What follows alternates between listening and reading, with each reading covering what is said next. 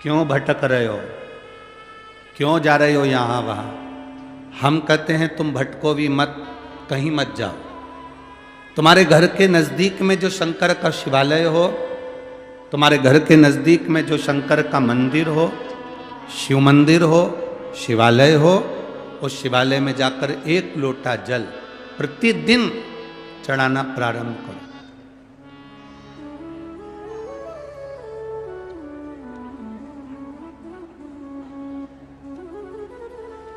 जो प्रतिदिन भगवान शंकर के मंदिर में एक लोटा जल समर्पित करता है, उसका हाथ महादेव पकड़ लेता है, फिर ऐसे ही नहीं छोड़ता, उसको मंजिल तक पहुंचाकर छोड़ता है।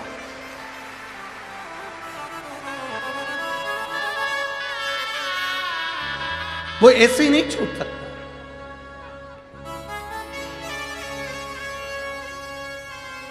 आपने अगर उस पर भरोसा करा है,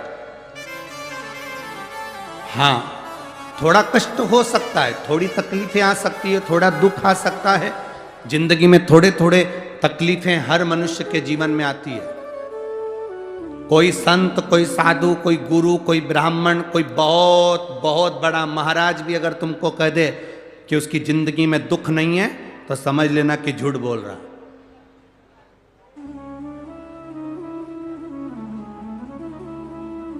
मेरे राम जी महाराज भी इस पृथ्वी पर जन्मे तो उनकी जिंदगी में भी दुख आया।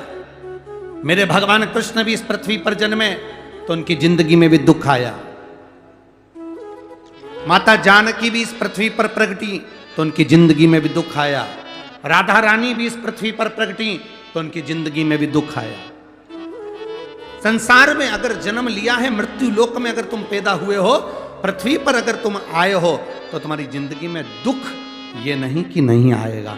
हमारे पूर्व के कर्म के अनुसार हमारी जिंदगी में दुख, हमारी जिंदगी में तकलीफें आती है। आप कृष्ण भगवान की भक्ति कर लें, राम भगवान की भक्ति कर लें, दत्त भगवान की भक्ति कर लें, पांडुरंगा की भक्ति कर लें, हरि विठ्ठल की भक्ति कर लें,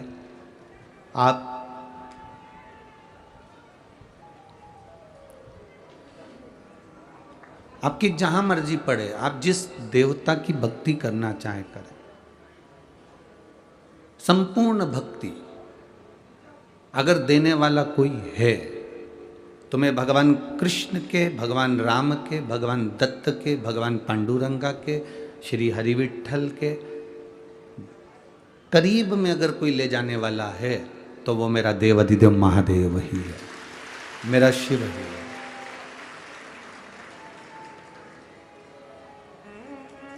वो आपको आपके इष्ट के करीब लेकर जाता है। गणेश जी की भी भक्ति कर रहे हो तो ये अंदाजा लगा कर रखना कि ले जाने वाला शिव है। देवी की भक्ति कर रहे हो तो ये अंदाजा लगा कर बैठे कि भक्ति कराने वाला देवी की भी शिव है। किसी भी देवता की हम भक्ति करें, उसमें हमें उस भक्ति में डुबाने वाला कोई दूसरा नहीं, केवल एक देव, वो देवाधिदेव महादेव है, दूसरा कोई हो ही नहीं सकता। तेरी कृपा बिना न हिले एक भी अणु, लेते हैं श्वास तेरी कृपा से तन।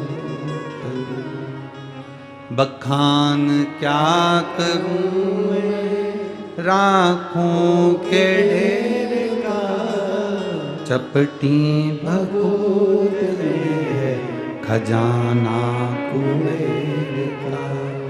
हे गंगाधार मुक्ति द्वार ओमकार तू, भोले ओमकार तू। आयो शरण तिहारी शंभु तार तार। किसी भी देवता के करीब में, चाहे गणेश जी हों, देवी जी हों, देवताओं के करीब में अगर हम जा रहे हैं, संसार के जितने लोग भगवान कृष्ण का गुणगान कर रहे हैं, संसार के लोग जितना राम का गुणगान कर रहे हैं, संसार के लोग जितना दत्त का गुणगान कर रहे हैं, संसार के लोग जितना जितना देवी का गुणगान कर रहे हैं, संसार के लोग जितना श्री हनुमान जी का गुणगान कर रहे हैं, संसार के लोग जिसका भी गुणगान कर रहे हैं, ये शिव की भक्ति के बिना कर ही नहीं सकते। बिना शंकर की भक्ति के ये राम कृष्ण को पकड़ ही नहीं सकते, पकड़ेंगे ही नहीं। शिव की भक्ति कर ली तो राम मिल गए, कृष्ण मिल गए, और राम और कृष्ण की भक्ति कर ली तो शिव मिल गए। आप अगर ठाकुर जी की सेवा कर रहे हो, ठाकुर जी से लाड लड़ा रहे हो, ठाकुर जी का श्रृंगार कर रहे हो, तो समझना कि तुम शंकर के करीब में जा रहे हो। शंकर का श्रृंगार कर रहे हो, शंकर की भक्ति कर रहे हो, तो समझ लेना भारी विट्ठल के राम और कृष्ण के करीब में जा रहे हो। ये दुनिया के लोगों ने भेद कर कर देवताओं को विभाजन कर दिया। कई लोग हमसे कहते हैं, गुरुजी ये बताओ, रुद्राक्ष की माला के साथ में क्या तुलसी की माला पहन सकते हैं? गुरुजी ये बताओ, क्या तुलसी की माला के साथ में रुद्राक्ष धारण कर सकते हैं? तो हम उनसे पूछें, पहले तो ये बताओ कि कौन सी पुराण में लिखा है कि तुलसी पहनो तो रुद्राक्ष मत पहनो, रुद्राक्ष पहनो तो तुलसी मत पहनो। पहले तो वो पुराण लेकर आओ।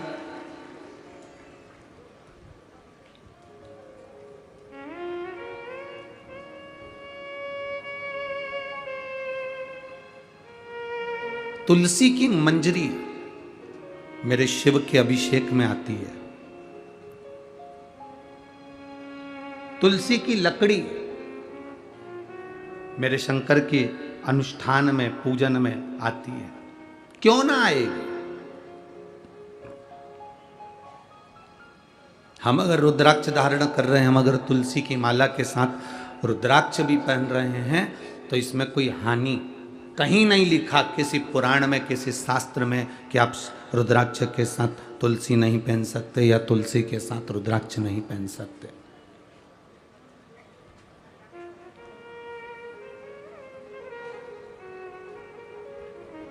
तुलसी अगर हमको भगवान नारायण का चरण प्रदान कर रही है, तो रुद्राक्ष हमें विश्वास, भक्ति और रोग से मुक्ति कराकर भगवान के श्री चरणों तक श्रद्धा उत्पन्न कर रहा है।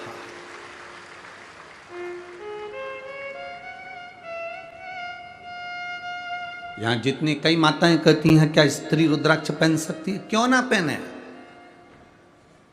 सीहोर का अगर रुद्राक्ष तुम्हारे पास में है, लाल धागे में, तुम कितना भी आभूषण पहन लो, कितना भी जेवर पहन लो, कितना सोना चांदी कुछ भी पहनो, कितने हीरे पन्ने पहनो, पर शरीर के अंदर एक धागे में उसको, रुद्राक्ष को भले तुम किसी को दिखाओ चाहे मत दिखाओ, तुम्हें दिखाने में भी अगर शर्म आए, तो शरीर से रुद्राक्ष टच रहना चाहिए। क्यों? तो कहा लीवर, किडनी, थायराइड, कैंसर जैसी बड़ी से बड़ी जो बीमारियां हैं वो कभी तुम्हें छू नहीं सकती अगर रुद्राक्ष तुम्हारे शरीर में है। एक रुद्राक्ष का जल, एक रुद्राक्ष का पानी जिंदगी की सार्थकता देता है। सार्थकता।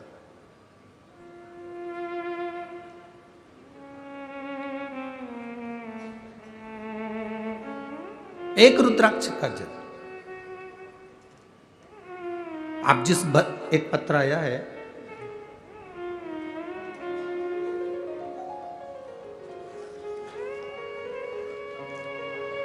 रुद्राक्ष के जल की महत्वता। मेरा नाम खुशबू पवन अग्रवाल है। कहीं बैठे हो तो हाथ हिला सकती हैं। मेरा नाम खुशबू पवन अग्रवाल है। अगर कहीं बैठे हो तो हाथ हिला सकते हैं। खुशबू पवन अग्रवाल। हम बिलासपुर छत्तीसगढ़ के निवासी हैं। यहाँ पुणे में हमारी सर्विस है, तो वाकड़ में रहते हैं। ठीक है ना? पुणे के वाकड़ में रहते हैं। कहीं बैठी हो तो हाथ हिला सकती हैं, जहाँ कहीं भी बैठी हो। खुशबू पवन अग्रवाल। हम बिलासपुर छत्तीसगढ़ के निवासी हैं। यहाँ पुणे वाकड़ में हमारी सर्विस है, हम यहाँ रहते हैं। हमारे यहाँ संतान का सुख नहीं था। कईयों साल निकल गए, डॉक्टर को भी दिखाया, टेस्ट बेबी भी करवाया, पर नहीं हुआ। गुरुदेव बहुत लंबा समय निकल गया तो डॉक्टरों ने भी कह दिया कि अब तुम्हारी उम्र बढ़ती जा रही है तो संतान का सुख नहीं है। टेस्ट बेबी भी फेल हो गए तो कैसे हो सकता है? आईवीएफ भी करवाया, सब फेल हैं। तब दूसरे के बच्चों को हम देखते थे तो अपनी गोदी में लेने का भाव जागृत होता था। गुरुदेव बड़े दुखी रहते थे। पहली बार कथा आपकी किसी के कहने पर 2021 में सुनी। हमारी पड़ोसन ने कहा कि जी एक काम करा करो, टीवी पर कथा आती है, बाबा से प्रार्थना करा करो। वो सियोर वाला महाराज जब आंख बंद कर कर श्री शिवाय नमस्तुभ्यम बोलता है ना और कहता है कि दुख काटो, तब उस समय पर तुम अपने मन की बात बाबा से कह देना, बाबा सुन लेगा। उस समय पर तुम कहना, वो सुन लेगा। 2021 में पहली बार कथा सुनी, बाबा से प्रार्थना करी, गुरुदेव जब 17 वर्ष निकल गए, संतान सुख का कोई अनुभव नहीं, करें क्या? तब बाबा से प्रार्थना निवेदन कर सकते थे। आसन लगाकर कथा सुनी, बाबा से प्रार्थना करी। आप कहते हो एक लोटा जल सारी समस्या का हल है, हमने जल चढ़ाना प्रारंभ करा। मन में आया कि शरीर में हो सकता है कोई बीमारी हो, तो एक रुद्राक्ष सीहोर का बुलवाया हमारे पड़ोसी से और वो रुद्राक्ष जल में डालकर शिव जी को चढ़ाकर आचमन करा। बाबा का मैं क्या गुणगान करूं। बाबा ने ऐसी कृपा कर दी कि पशुपतिनाथ का व्रत किया, पूरी 7 दिन की कथा सुनते सुनते मन में जो आया सब किया। टीवी के सामने बैठकर बाबा से प्रार्थना भी करी और बाबा की कृपा से बाबा ने ऐसी करुणा करी कि मेरे गर्भ ठहर गया और गर्भ ठहरा और बाबा की कृपा से मेरी जांचें प्रारंभ हो गई। सारी जांचें करवाई, सब जांचें अच्छी आईं, कुछ जांचें थोड़ी सी गड़बड़ आई तो बाबा के भरोसे छोड़ दिया गया। डॉक्टर ने एक बार भी नहीं बोला कि तुम्हारे गर्भ में कितने बच्चे हैं। बस जब भी जांच करता था तो एक ही बच्चा बोलता था। जितनी सोनोग्राफी कराई सब एक बच्चे की सोनोग्राफी थी। पर आप कहते हो देवता पल्ला झाड़ कर देते हैं और महादेव छप्पर फाड़ कर देते हैं। मैं बाबा का क्या गुणगान करूं गुरुदेव। सितंबर के महीने में 2022 को 21 से कथा सुनी, 22 में सितंबर के महीने में बाबा की कृपा से मुझे 3 बच्चों का जन्म हुआ।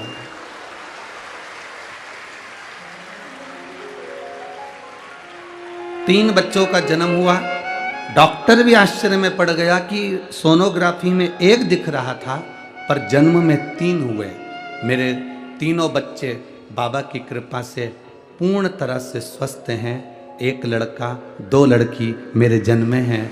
मैं उनका फोटो भी लगा रही हूँ और बच्चों को लेकर कथा में भी आई हूँ। कहीं बैठी हो तो हाथ हिला सकती हैं। बच्चों का फोटो अगर कहीं बैठी हो तो बच्चों को लेकर आ सकती हैं यहाँ पंडाल में। इन तीनों बच्चों का फोटो आप टीवी पर देख सकते हैं। तीनों बच्चों का फोटो टीवी पर एलईडी पर आप देख सकते हैं। और अगर पंडाल में लेकर आई हो तो उन तीनों बच्चों को आप कथा स्थल पर पंडाल में ला सकती हैं। तीनों बच्चों का फोटो आप टीवी पर एलईडी पर आप देख सकते हैं, आस्था चैनल पर, जो बाबा देवाधिदेव महादेव की कृपा से प्राप्त हो। शिव तत्व हो घड़ी तेरी कृपा बिना न हिले एक भी अणु, लेते हैं श्वास तेरी कृपा से तनु। बखान क्या करूं मैं राखों के ढेर का, चपटी भभूत में खजाना कुबेर का। हे गंगाधार मुक्ति द्वार ओमकार तू, भोले ओमकार तू। आयो शरण तिहार शंभुतार। ये शिव की उदारता है। कौन कह देता है तुमसे कि तुलसी की माला के साथ रुद्राक्ष की माला मत पहनो, रुद्राक्ष के साथ तुलसी मत पहनो। ठाकुर जी का भजन करते हो तो शंकर जी पे जल मत चढ़ाओ, शंकर जी को जल चढ़ाते हो तो ठाकुर का भजन मत करो। ये कौन कह देता है आपसे? कौन तुमको ऐसी ऐसी अकल दे देता है और तुम मान भी लेते? एक पत्र में एक बहन ने लिखा कि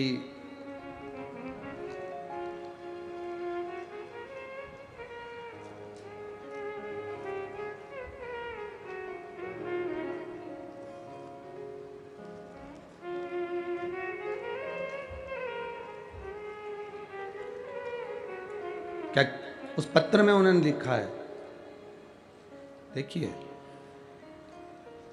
मेरा नाम गायत्री तुकाराम पाटिल है, मैं जलगांव महाराष्ट्र से हूँ, कहीं बैठी हो तो हाथ हिला सकती है। मेरा नाम गायत्री तुकाराम पाटिल है, मैं जलगांव महाराष्ट्र से हूँ, कहीं बैठी हो तो हाथ हिला सकती है। इन्होंने पत्र में लिखा है, मेरा एक प्रश्न है गुरुजी आपसे, क्या विधवा स्त्री शिव को जल नहीं चढ़ा सकती? क्या विधवा स्त्री शंकर के मंदिर नहीं जा सकती? क्या विधवा स्त्री पशुपतिनाथ व्रत नहीं कर सकती? क्या विधवा स्त्री शंकर जी का कोई व्रत नहीं कर सकती?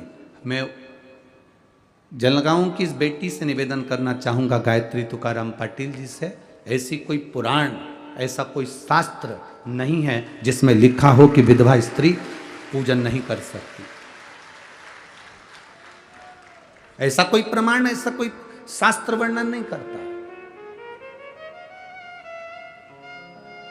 ये तो कर्म की गति है हमारी। पत्नी पहले चली गई, पति पहले चले गया, ये कर्म की गति के अनुसार है।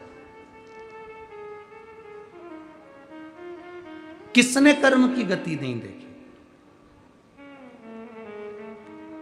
क्या दशरथ जी के प्राण नहीं छूटे थे? जरा ईमानदारी से बोलिए, दशरथ जी के प्राण नहीं छूटे थे? मां कौशल्या, मां कैकेयी, मां सुमित्रा राम जी की माता थी। राम जी की माता थी मां कौशल्या, मां कैकेयी, मां सुमित्रा। दशरथ जी चले गए, दशरथ जी के साथ बैठकर भी शंकर की आराधना करती थी। और राम जी वन चले गए, भरत जी कुटिया बनाकर रहने चले गए, शत्रुघ्न जी उनकी सेवा में चले गए, लक्ष्मण जी उनकी सेवा में चले गए। देवालय शिवालय घर में जो था उसकी आराधना माता कौशल्या, कैकेयी और सुमित्रा जी ने ही करी थी। और जब राघव जी आ गए, अयोध्या का राज्य स्थापित हो गया, राम राज्य स्थापित हो गया। मेरे राम जी जब अयोध्या में आकर विराजमान हो गए, तब मेरे राम जब जब माता सीता के साथ में पूजन करने बैठते थे तो अपनी तीनों माताओं को साथ बिठाकर पूजन करवाते थे महादेव की। मेरे शंकर भगवान की आराधना तीनों माताओं को साथ बिठाकर करवाते। कौन शास्त्र कह रहा है कि वेधव्य नारी पूजन नहीं कर सकती? कौन शास्त्र कह रहा है? ये तो दुनिया ने अपने अपने एक नियम बना दिया, उसूल बना दिया। ये हम नहीं मान सकते इसको। मेरा शंकर नहीं मानता, मेरा उगरदानी नहीं मानता। क्यों नहीं मानता? क्योंकि पार्वती जी भी एक जगह पर वेधव्य बनी है, विधवा बनी है।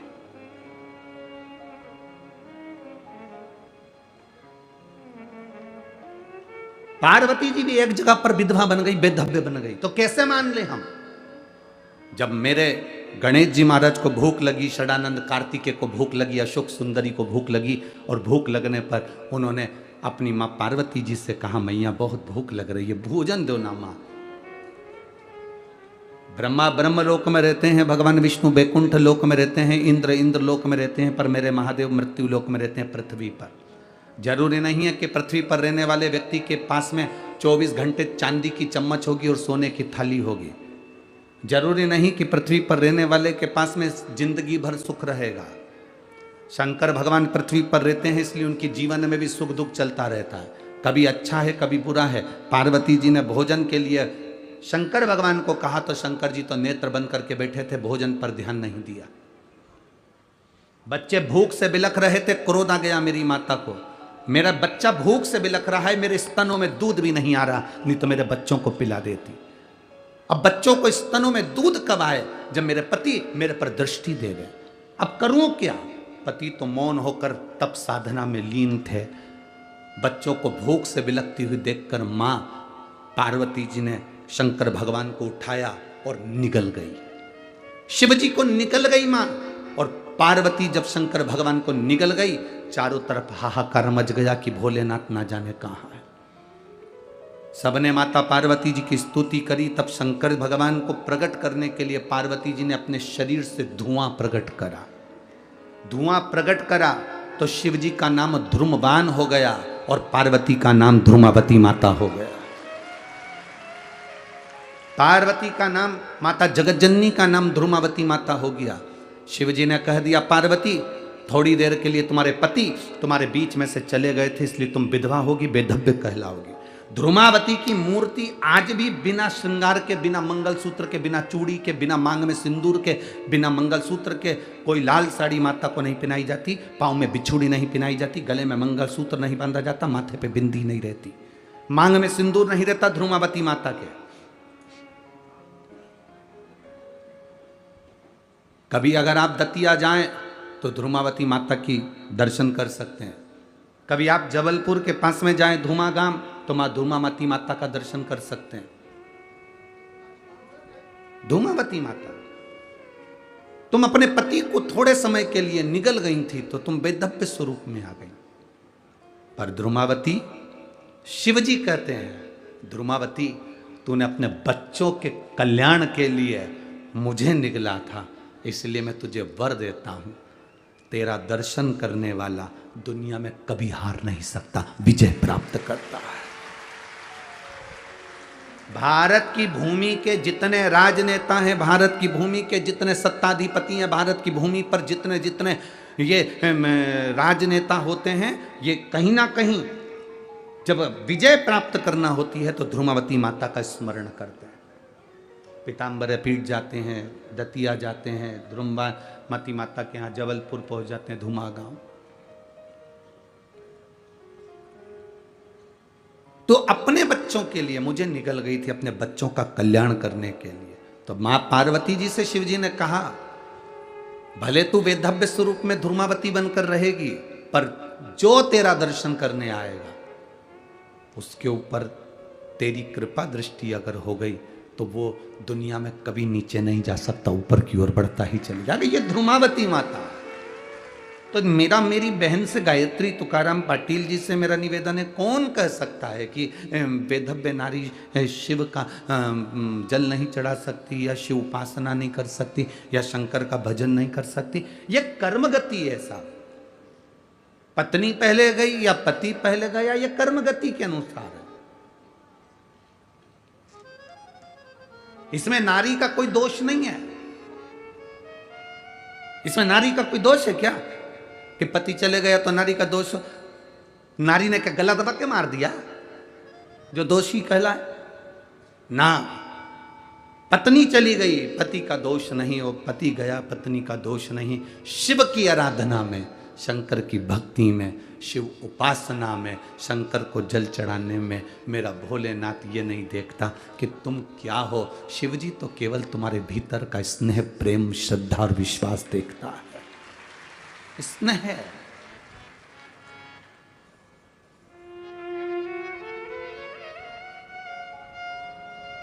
ये लोगों ने भ्रम पैदा कर दिया, ये लोगों ने भ्रांतियां पैदा कर दी हमारे देवताओं के प्रति। सनातन धर्म को तोड़ने के लिए ये सारी लीलाएं करी जाती है कि विधवा स्त्री मंदिर ना जाए। सनातन धर्म को तोड़ने के लिए लोग कहते हैं भगवान को अगरबत्ती मत लगाओ, अगरबत्ती में बांस होता है।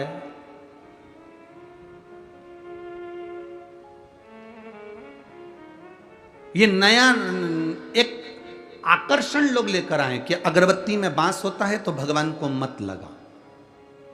एक आकर्षण लेकर आए। ये सनातन धर्म के व्यक्ति नहीं कर रहे हैं, ये ऊपर से आया है, कहीं से दूसरे धर्म के व्यक्ति ने ये हमारे धर्म के व्यक्ति को फिट कर दिया कि अगरबत्ती में बांस होता है, उसका कारण केवल उसको यह करना था कि इनके हाथ से अगरबत्ती को छुड़वाकर मोमबत्ती पकड़ाना थी, इसलिए उन्होंने ये लीला रच दी। वो अगरबत्ती को छुड़वाकर मोमबत्ती पकड़ाना चाहते हैं, इसलिए आपसे कहते हैं अगरबत्ती मत लगाओ। दुनिया का कोई महाराज तुमसे मना करे कि अगरबत्ती मत लगाओ, पर हाँ मंदिर के अंदर नहीं, मंदिर के बाहर लगाओ। भगवान की मूर्ति काली ना पड़े, भगवान का छत काला ना पड़े, भगवान से दूरी हो, कपड़े ना लगे, कपड़े में चोट ना लगे, कोई दर्शन करने आए तो उसको दिए की लो ना लगे। ये हमारा फर्ज है कि हम अगरबत्ती को बाहर लगाएं, दिए को बाहर लगाएं, हम भगवान को कहीं कष्ट ना हो, किसी को दर्शन करने वाले को तकलीफ ना हो, ये हमारा फर्ज है।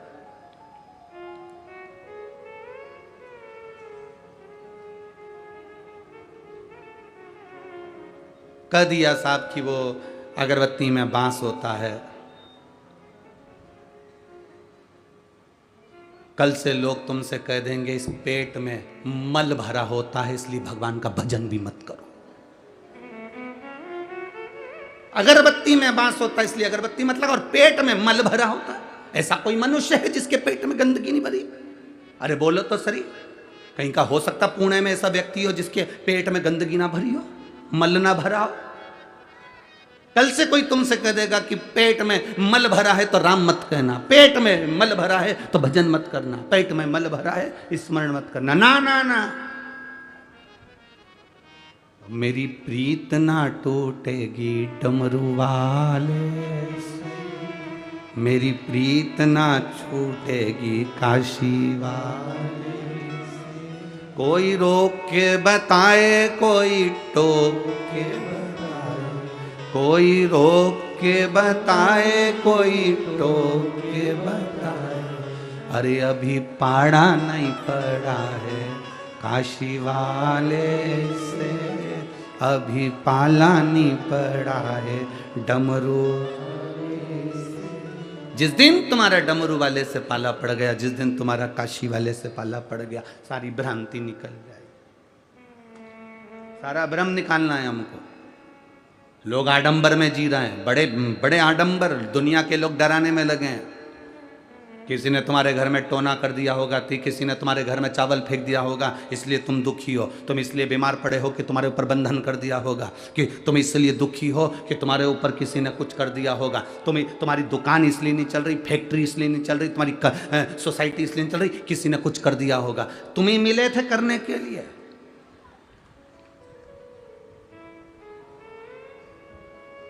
अगर दुनिया के लोग अगर ये तंत्र मंत्र से काम करते होते तो सबसे पहले मोदी कोई, क्योंकि आदमी तुम्हें क्यों पकड़ेगा? तुमने ऐसी कौन सी उन्नति कर ली? बहुत ज्यादा कौन सी छोटी सी गुमठी, छोटी सी दुकान, छोटी सी नौकरी, छोटा सा काम, छोटी सी फैक्ट्री, छोटा सा काम, और उसमें भी लोग कहते हैं तुम्हारे ऊपर किसी ने टोना कर दिया, तुम्हारे ऊपर बंधन कर दिया, तुम्हारे ऊपर यह कर दिया, तुम्हारे ऊपर वो कर दिया, और तुम फंस भी गए उसमें कि बंधन हो गया।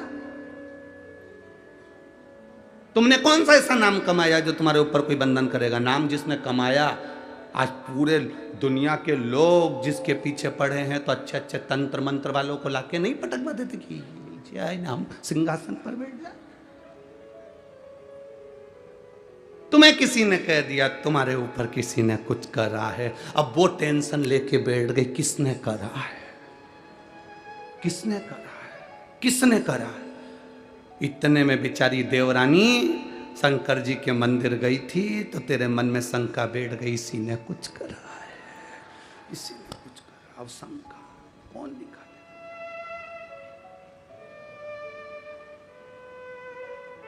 कौन निकाले शंका?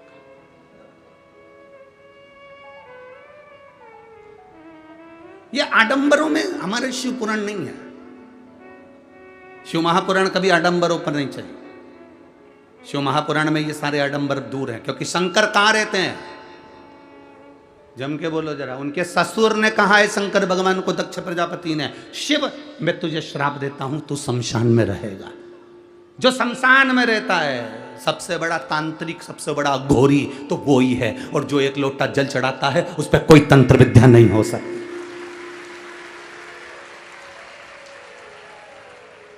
जो शिव जी को एक लोटा जल चढ़ाता उस पर कभी तंत्र विद्या नहीं हो सकती, कोई मंत्र की विद्या नहीं हो सकती, उस पर कोई अघोर विद्या नहीं हो सकती, क्योंकि वो तो खुद उसके ससुर ने, भगवान देवादिदेव महादेव के ससुर ने कहा शंकर मैं तुझे श्राप देता हूं, तू शमशान में निवास करेगा। सबसे ज्यादा खुश तो शंकर भगवान ही हुए थे कि मेरे ससुर ने कितनी अच्छी जगह मुझे प्लाट दिलवाया, कोई कब्जा भी नहीं करेगा, शमशान में निवास।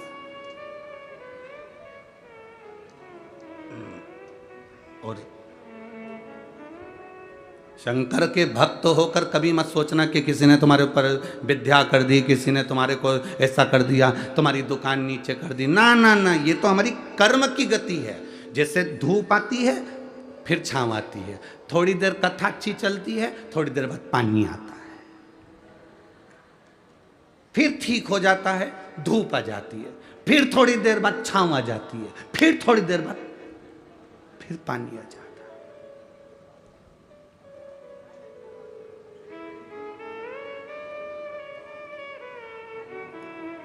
उसी तरह हमारा व्यापार, उसी तरह हमारा जीवन, उसी तरह हमारे जीवन में सुख दुख ये चलता रहता। कभी सुख आएगा, कभी दुख, कभी ग्राहक ज़्यादा आ गए, कभी कम हो गए, कभी धन ज़्यादा आ गया, कभी कम हो गया। घबराना नहीं है उस समय पर हमको।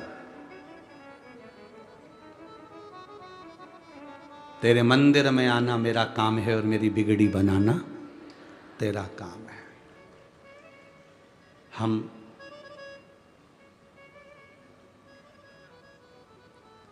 मोबाइल पर बैठकर दूसरे से पूछते रहते हैं, हेलो, हाय, कैसे हो।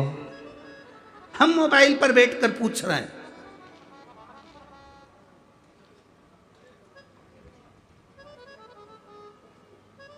दूसरे से पूछ रहे हैं, हेलो, हाय, कैसे हो, और बैठे हो घर में मुंह चढ़ाए, और दूसरे से पूछ रहे हो तुम कैसे हो।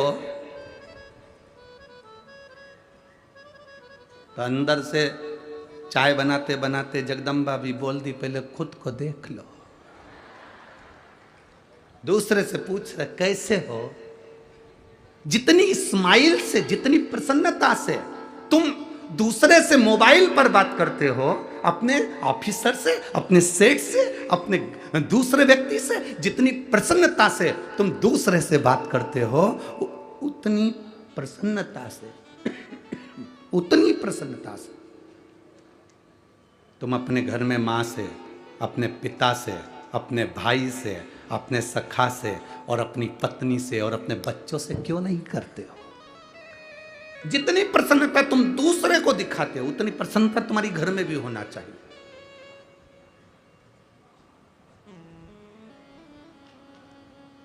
ये भ्रम है तुम्हारा कि ये नहीं कर सकते, रुद्राक्ष नहीं पहन सकते। ये तो दुनिया की पहले से रीति रही है।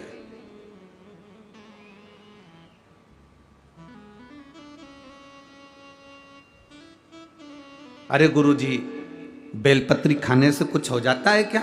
बेलपत्री खाने से फल मिलता है? हम पेड़ से तोड़कर बेलपत्री खाएं तो उसका फल मिलेगा? हमने ये नहीं कहा कि पेड़ से तोड़कर बेलपत्री खाना, हमने कहा है शंकर भगवान पर चढ़ाकर फिर खाना। बोलो सही है कि गलत है? बोला कि नहीं बोला? तो उसमें क्या अंतर है कि पेड़ से तोड़ के खा लो चाहे भगवान पे चढ़ा के खा लो? हमने कहा बहुत अंतर है। तुम्हारे घर पर जाना और आटा सेकना, गेहूं का आटा सेक के उसका सीरा बना लेना या उसकी पंजेरी बना लेना। वो सीरा पंजेरी बनाकर सत्यनारायण भगवान के सामने रख देना और एक कटोरी पंजेरी अलग रख देना। जो तुमने भगवान के सामने भोग में रखी है उस पंजेरी को खा कर देखना। जो तुमने दूध, दही, शहद, शक्कर मिलाया, पंचामृत बनाया, उस पंचामृत को भगवान सत्यनारायण के सामने रख दो और पंचामृत अलग से बनाकर खाओ। अलग से बनाकर जो खाओगे उसमें स्वाद नहीं आएगा, जो भगवान के सामने पहुंच गया उसमें स्वाद बढ़ जाएगा। और भी जाने दो, तुम तो इसको भी जाने दो, कभी और प्रैक्टिकल करना। गणेश जी के भंडारे हों, देवी जी के भंडारे हों, इधर नवरात्रि में भंडारे वगैरह होते होंगे मंदिर वगैरह में, गणेश जी के भंडारे, देवी जी के भंडारे हों, या तुम्हारे यहाँ पर दिवाली के बाद में अन्नकूट हो, या दीपावली के बाद काले का प्रसाद हो, अन्नकूट हो तुम्हारे यहाँ दीपावली के बाद में, अब वो अन्नकूट के प्रसाद में नमक है कि नहीं पता नहीं, मिर्ची है कि नहीं पता नहीं, इतनी मोटी मोटी पूड़ी और आलू की सब्जी। भंडारे में जो भोजन बनता है वो भोजन, वो कद्दू की सब्जी, वो काशी फल की सब्जी तुम्हारे घर में बनाकर खाना, वो मिक्स वेज सब्जी तुम्हारे घर में बनाकर खाना, उसमें स्वाद नहीं आएगा जो भगवान के भंडारे की सब्जी में स्वाद आएगा। स्वाद हट गया क्योंकि वो भगवान का प्रसाद बन गया। बेलपत्री पेड़ पे से तोड़कर खाओगे उसमें अंतर है, और भगवान को समर्पित कर कर खाओगे। एक पत्र आया है, देखिए।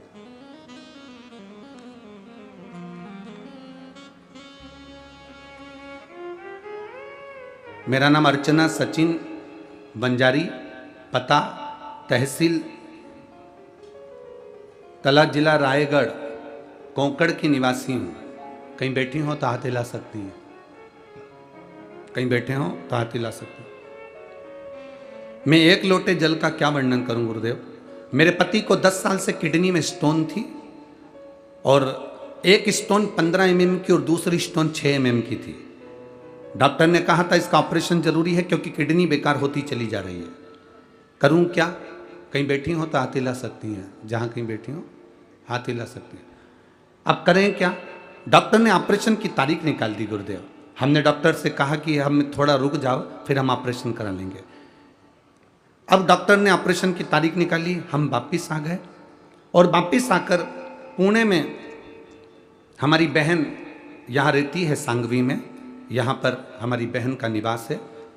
उसने कहा कि 1 लोटा जल चढ़ाया कर जीजी, 1 लोटा जल चढ़ाकर वो पानी तेरे पति को पिलाया कर। शिव जी के मंदिर पर अगर चढ़ी हुई बेलपत्र मिल जाए तो उसको ले आया कर और तेरे पति को खिलाया कर। ऑपरेशन के पहले एक बार प्रयोग तो कर। वो सीहोर वाला महाराज कथा में कहता है, सारी समस्या का हल 1 लोटा जल है और बेलपत्री सारी औषधि है, तो तू वो शिव जी पे चढ़ी हुई औषधि खिला। अरे बहन, उसके किडनी के पास में एक 6 mm की, एक 15 mm की पथरी है, स्टोन है। डॉक्टर बोल रहा है उससे किडनी बेकार होती चली जा रही है, ऑपरेशन जल्दी कराना। उसने कहा तू थोड़े दिन कर तो सही। हम बाबा का क्या गुणगान करें गुरुदेव। केवल डॉक्टर ने 15 दिन दिए थे, 10 दिन तक बेलपत्र खिलाई और जल पिलाया, और जब वापिस हॉस्पिटल में हम ऑपरेशन के लिए पहुंचे तो डॉक्टर ने जांच करी ऑपरेशन के पहले, तो कह दिया तुम्हारी दोनों पथरी गिर गई है, दोनों स्टोन निकल गए हैं। ये बाबा की कृपा, ये शिव तत्व है, यो घड़ी है। अब इससे बढ़कर सुख क्या चाहिए कि लोग कहें कि बेलपत्री में बेलपत्री कैसे खा सकते हैं, बेलपत्री क्यों खाएं, बेलपत्री खाने से उसको खाओ तो सही। कितना भी हाई शुगर जा रहा हो, कितनी भी तकलीफ शुगर की हो रही हो, कितना भी हाई जाए, 2-3 दिन लगातार बाबा पे चढ़ी हुई बेलपत्र मांग कर बाबा औषधि दे दीजिए। बेलपत्र उठा कर लाओ, खाओ। 2 दिन क्या, ये विश्वास करता है 1 दिन के अंदर तुम्हारी शुगर का लेवल बराबरी पर आकर खड़ा हो जाएगा। 1 दिन। क्या है इस बेलपत्र में, ये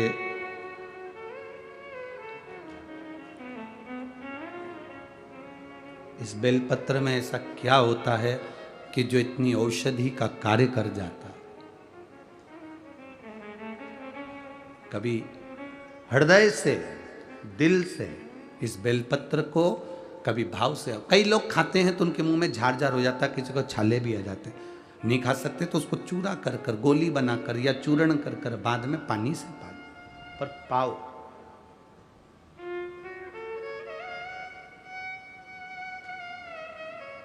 नियम से पाओ। हम जब उसके भरोसे पर चलें तो जिंदगी का एक सुख अपने सामने होता। हम विश्वास नहीं कर पाते हैं, भरोसा नहीं कर पाते।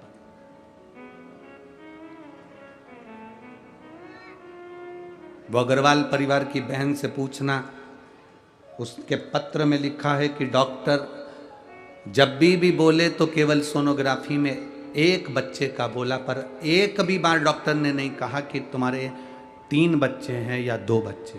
इसमें पत्र में लिखा उस अग्रवाल ने, एक भी बार नहीं लिखा। सोनोग्राफी अलग अलग जगह पर कराई तो भी किसी ने नहीं बताया कि तुम्हारे 2 बच्चे हैं कि 3 बच्चे हैं।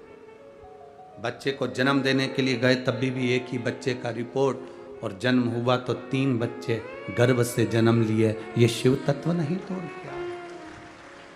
और वो भी पूर्ण तरह से स्वस्थ, पूरे स्वस्थ।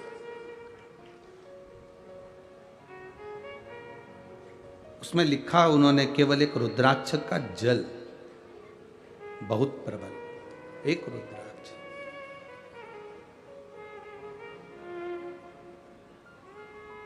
शंभु शरणे मांग घड़ी रे दुख का दया करी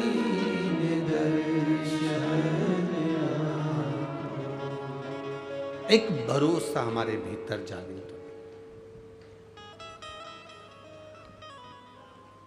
कल कथा में अपन सुन रहे थे वरद विनायक की कथा, 4 नंबर के विनायक की कथा। उसमें एक राजा के संतान का सुख नहीं हुआ तो वो गुरु विश्वामित्र के पास जाकर निवेदन करता, मुझे संतान नहीं।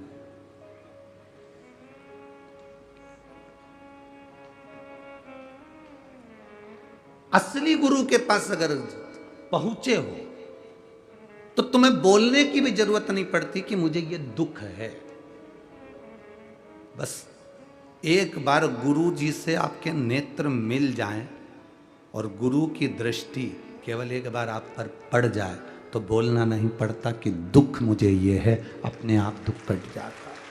असली गुरु की अगर शरणागति में गए हो तो। अब नकली तो बहुत पड़े हैं, बहुत। असली गुरु की शरणागति में गए।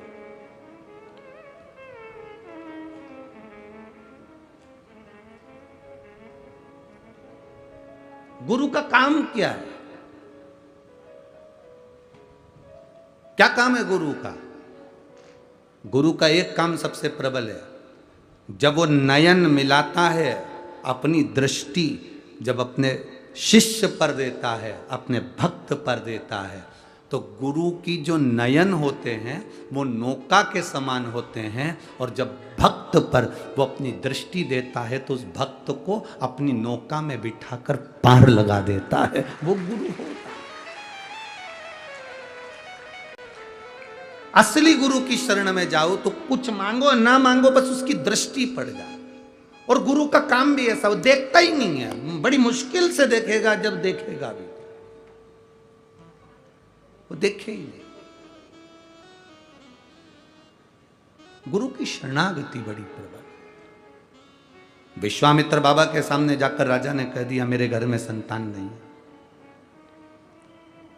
विश्वामित्र जी ने कहा कि तुम्हारे घर में औलाद नहीं है, ये तुम्हारे पूर्व समय के कर्म का भोग है जो तुम्हें बहू बना है। नहीं, मैंने सुना है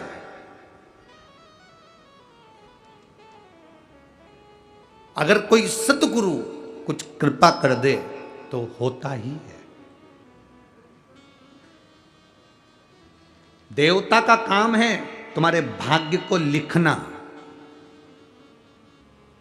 शिवजी का काम है तुम्हारे भाग्य को बदल देना, पर शंकर के पास भेजने का काम है किसी सतगुरु का जो तुम्हें उसके दरवाजे तक भेजे। तुम्हारी पड़ोसन अगर तुमसे कह रही है कि एक बार पशुपति व्रत कर लो ये काम हो जाएगा, एक बार तुम भगवान का भजन कर लो हो सकता है, तुम एक बार मंदिर जाना चालू करो शंकर जी के, तुम्हारी पड़ोसन अगर शिव जी के पास भेज रही है तो समझ लो कोई गुरु ही है जो तुम्हें शंकर के पास भेज रहा है। विधाता का काम है तुम्हारा भाग्य लिखना, शंकर जी का काम है तुम्हारा भाग्य बदलना, पर शंकर जी तक पहुंचाने का काम कोई सदगुरु ही कर सकता है। तुम्हारी पड़ोसन कह दे कि चले जाओ तो समझ लेना कि कोई शिव तत्व की प्राप्ति हुई है। एक पत्र आया है, देखिए उसमें लिखा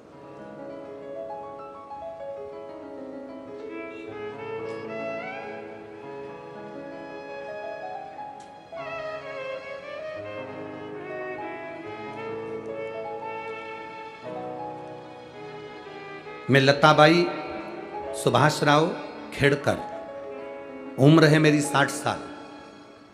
कहीं बैठी हो तो हाथ हिला सकती हैं।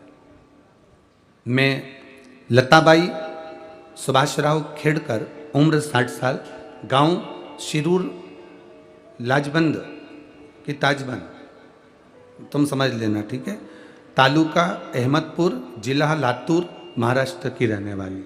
कहीं बैठी हैं? हाथ हिला दो एक बार। हाँ ठीक है, दिख गए। एक बार वापिस हाथ हिला दीजिए। श्री शिवाय नमस्तुभ्यम। ठीक है, ठीक है। मेरे पति पीडब्ल्यूडी में सरकारी कर्मचारी थे, उनका निधन हो गया। 10 अक्टूबर 2006 को मेरा पति चले गए। कौन से सन में गए? 2006 में। गुरुजी, बड़ी कठिनाइयों की जिंदगी चालू हो गई। मेरा बड़ा बेटा, मेरे पति जो गए, उनके निधन के बाद उनकी नौकरी के लिए अप्लाई करता रहा, पर उसको नौकरी नहीं मिली। अब 2006 में गया, 2023 चल रहा है। जरा विचार करिए, सालों निकल गए गुरुदेव, पर नौकरी नहीं मिली। चक्कर काट काट कर थक गया, पर उसकी किस्मत में नौकरी नहीं आई। गुरुदेव बड़े परेशान हो गए। तब हमारे गांव की एक महिला ने हमसे कह दिया कि तुम एक काम करो ना, इतने साल से 2006 से तुम अप्लाई कर रहे हो, नहीं मिल रही, तो अब शंकर जी के दरवाजे पर क्यों नहीं जाते? ऑफिसरों के चक्कर काट लिए, सारे ऑफिस वालों से मिल आए, सारे अधिकारियों से मिल आए, मंत्री संतरी से मिल आए, अब एक बार महादेव से तो मिलो। पड़ोसन का कहना माना और उस महिला ने हमसे कहा कि तू पशुपति व्रत कर। मैंने पशुपति व्रत करा। मेरे बेटे ने शिव जी के मंदिर में जल चढ़ाना प्रारंभ करा। 17 साल से जो काम नहीं हुआ, 7 दिन के अंदर मेरे बेटे को कलेक्ट्रेट में नौकरी मिल गई। ये शिव तत्व है।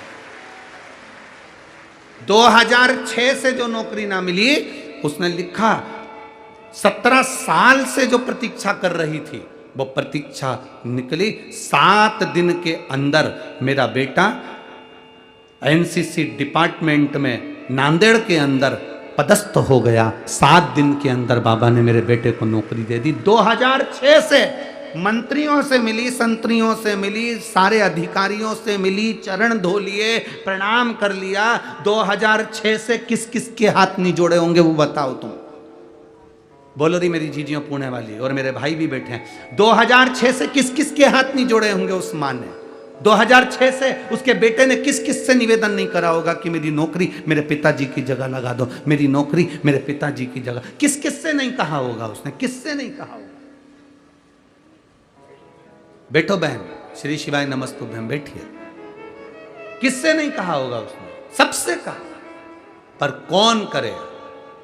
कोई सतगुरु होता है, उसको उसने लिखा। गांव की एक महिला ने, गांव की एक माँ ने, एक महिला ने मुझसे कह दिया तुम शिवजी का पशुपति व्रत करो और अपने बेटे से कहो 1 लोटा जल चढ़ा। फिर वही बात आ गई। विधाता भाग्य लिखता है, शंकर जी भाग्य बदलने को तैयार बैठे हैं। बस शंकर जी के पास में कोई भेजने वाला सतगुरु होना चाहिए।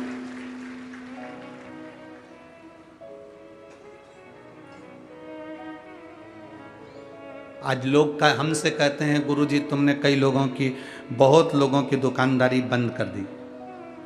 हम किसी की दुकानदारी बंद करने के लिए इस व्यासपीठ पर नहीं बैठे हैं। हमारा तो केवल एक काम है, ये शरीर मेरे महादेव ने अगर दिया है तो आपसे बस इतना कह सकते हैं कि महादेव की शरणागति लेओगे तो दूसरे के हाथ जोड़ना नहीं पड़ेगा। दूसरे के हाथ नहीं जोड़ना पड़ेंगे। एक बार अगर शंकर की चौखट पर जाना चालू कर दिया, केवल ये मत सोच कर जाना कि मेरा काम होगा तब मैं शंकर जी के मंदिर जाऊंगी, काम नहीं होगा तो मंदिर जाना छोड़ दूंगी। ना ना, उसका पीछा मत छोड़ना, उसके मंदिर में जाना मत छोड़ना, उसको 1 लोटा जल चढ़ाना मत छोड़ना, उसके दरवाजे पर झाड़ू पोछा लगाना मत छोड़ना। वो तुम्हें नहीं छोड़ेगा, जीवन पर्यंत नहीं छोड़ेगा। ये शिव तत्व है। शंभु शंकर ओघड़ी है।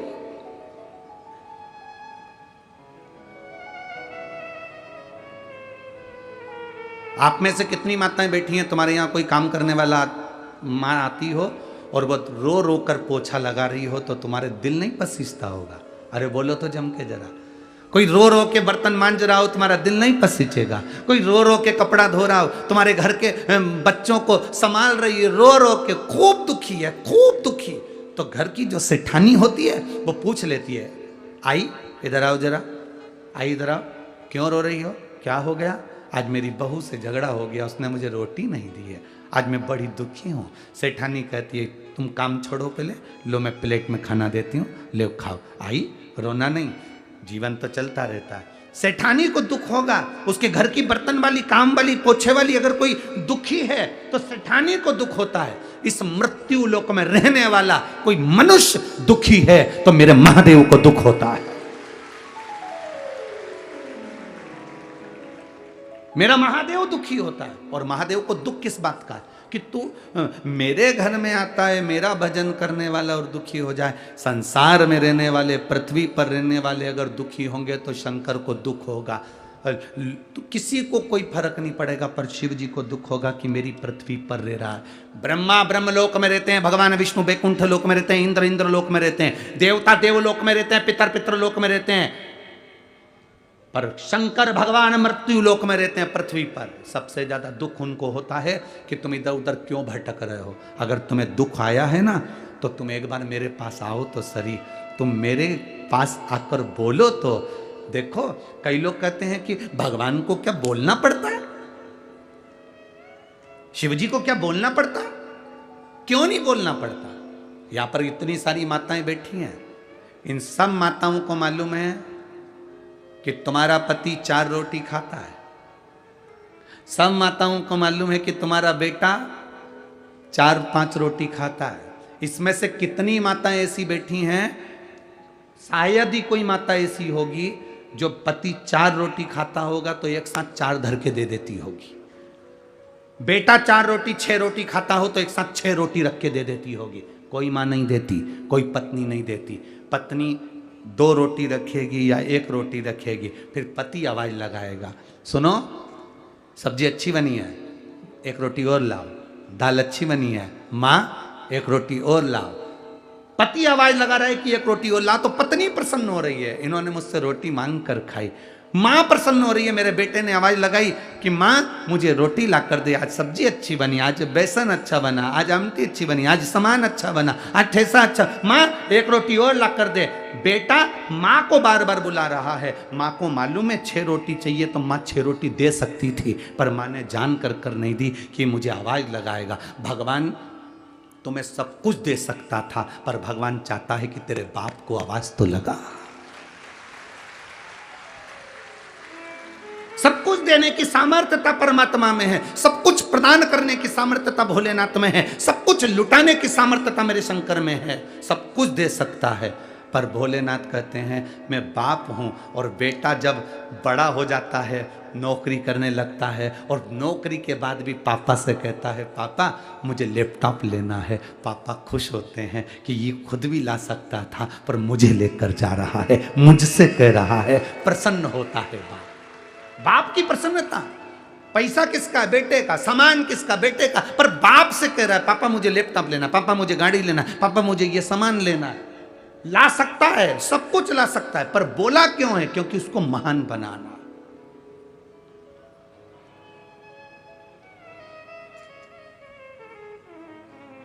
परखता है वो। और हमारे से लोग कहते हैं, कई लोग कहते हैं, दुनिया के ऐसे कई लोग हैं जो सनातन धर्म के विरोधी हैं, तो वो कहते हैं तुम्हारे भगवान से मांगना पड़ता है। हाँ, माँ से रोटी मांग कर खाओगे तो माँ खुश होती है।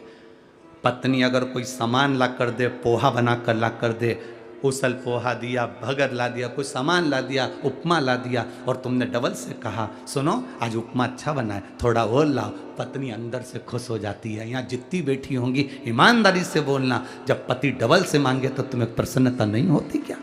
तुम्हें खुशी नहीं होती? आज इनको उपमा अच्छा लगा, आज भोजन अच्छा लगा, आज मेरे बेटे को सब्जी अच्छी लगी, प्रसन्नता है। तुमने डबल से मांगा, उससे मांगो, वो खुश होता है, ये मेरा अपना है, मुझसे मांग रहा। बहुत सनातन धर्म के विरोधी लोग हैं जो तुमसे कहेंगे मंदिर मत जाओ, देवालय मत जाओ, शिवालय मत जाओ। सतगुरु का काम, देवता का काम है तुम्हारा भाग्य लिखना, शंकर जी का काम है भाग्य बदलना। अब देवता और शंकर जी के बीच में एक गुरु है, देवता और शिव जी के बीच में एक गुरु है।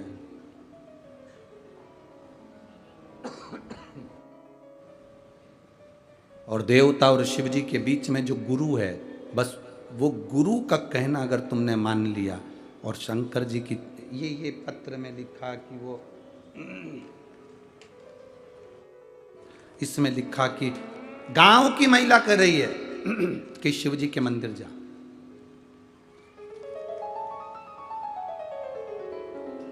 कितनी बड़ी बात लिखी उसमें। गांव की महिला ने कहा तूने मंत्रालय के चक्कर काट लिए है, कलेक्टर ऑफिस के चक्कर काट लिए है, अब तू एक बार महादेव के चक्कर काट कर देख ले।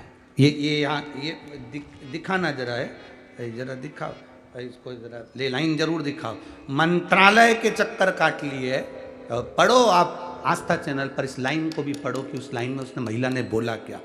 मंत्रालय कलेक्टर ऑफिस के इतने चक्कर काटे, अब महादेव के चक्कर काट। ये लिखा मंत्रालय कलेक्टर ऑफिस, पढ़ो आप एलईडी पर आस्था चैनल पर, इतने चक्कर काटे आपने। मंत्रालय कलेक्टर ऑफिस के इतने चक्कर काटे, अब बाबा देवादिदेव महादेव के चक्कर काट कर देख। 7 दिन नहीं हुआ और देवादिदेव, क्यों?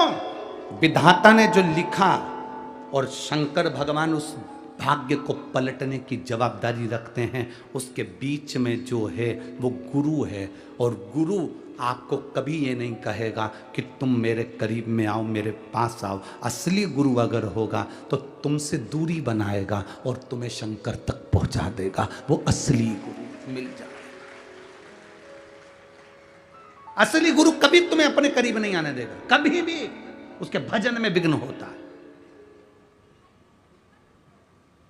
उसके भजन में विघ्न होता है। हमसे लोग कहते हैं गुरुजी, बहुत सारे महाराज ऑनलाइन आते हैं, बहुत सारे महाराज ऑनलाइन आके अपने अपने प्रवचन देते हैं, बहुत सारे महाराज जब देखो जब मोबाइल पर ऑनलाइन आकर कुछ ना कुछ बोलते हैं, तुम भी तो आया करो।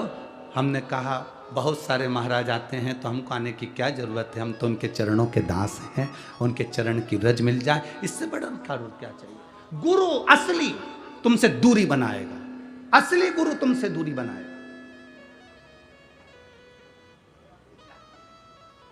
ये यहाँ पर इतना बड़ा ये जगताप परिवार बैठा है, विजय भाऊ बैठे हैं, उनके भाई शंकर भाऊ बैठे हैं, और यहाँ पर अश्वनी ताई बैठी हैं, उनके बच्चे बैठे हैं, उनका परिवार बैठा है, उनकी बहनें बैठी हैं। इन सब से पूछना, क्या गुरुजी इनसे रोज़ मिलते हैं? क्या गुरुजी इनसे 2-3 घंटा रोज़ मिलते हैं? क्या गुरुजी इनके घर गए हैं? गुरुजी जिस दिन से कथा में आते हैं उस दिन अपने कमरे में चले जाते हैं, और कक्ष से भोजन प्रसाद की 2 रोटी और दाल आ जाती है, वो पा लिया, भजन कर लिया, कीर्तन कर लिया, अपने लाला का स्नान पूजन, और हमारे पास में जो शिवलिंग है उसकी आराधना कर ली, और बाकी के पूरे समय पर भगवान शंकर की भक्ति, श्री शिवाय नमस्तुभ्यम का जाप जितना कर सकते हैं जनमानस के कल्याण के लिए और अपने कल्याण के लिए कर लो। बस इससे बढ़कर कोई सुख नहीं जीवन। तुमसे मिल भी लेंगे तो तुम दोगे क्या? क्या दोगे? ज्यादा से ज्यादा 500 का नोट चढ़ा के जाओगे, ज्यादा से ज्यादा 10-20 हजार चढ़ा जाओगे, 25-50 हजार चढ़ा जाओगे, 1,00,000-2 लाख चढ़ा जाओगे। तुम्हार से मिलेंगे तो तुम 1,50,000 दोगे, और उससे एक बार मिलन हो गया तो वो जिंदगी से सवार देगा पूरा जीवन। क्या ले तुमसे?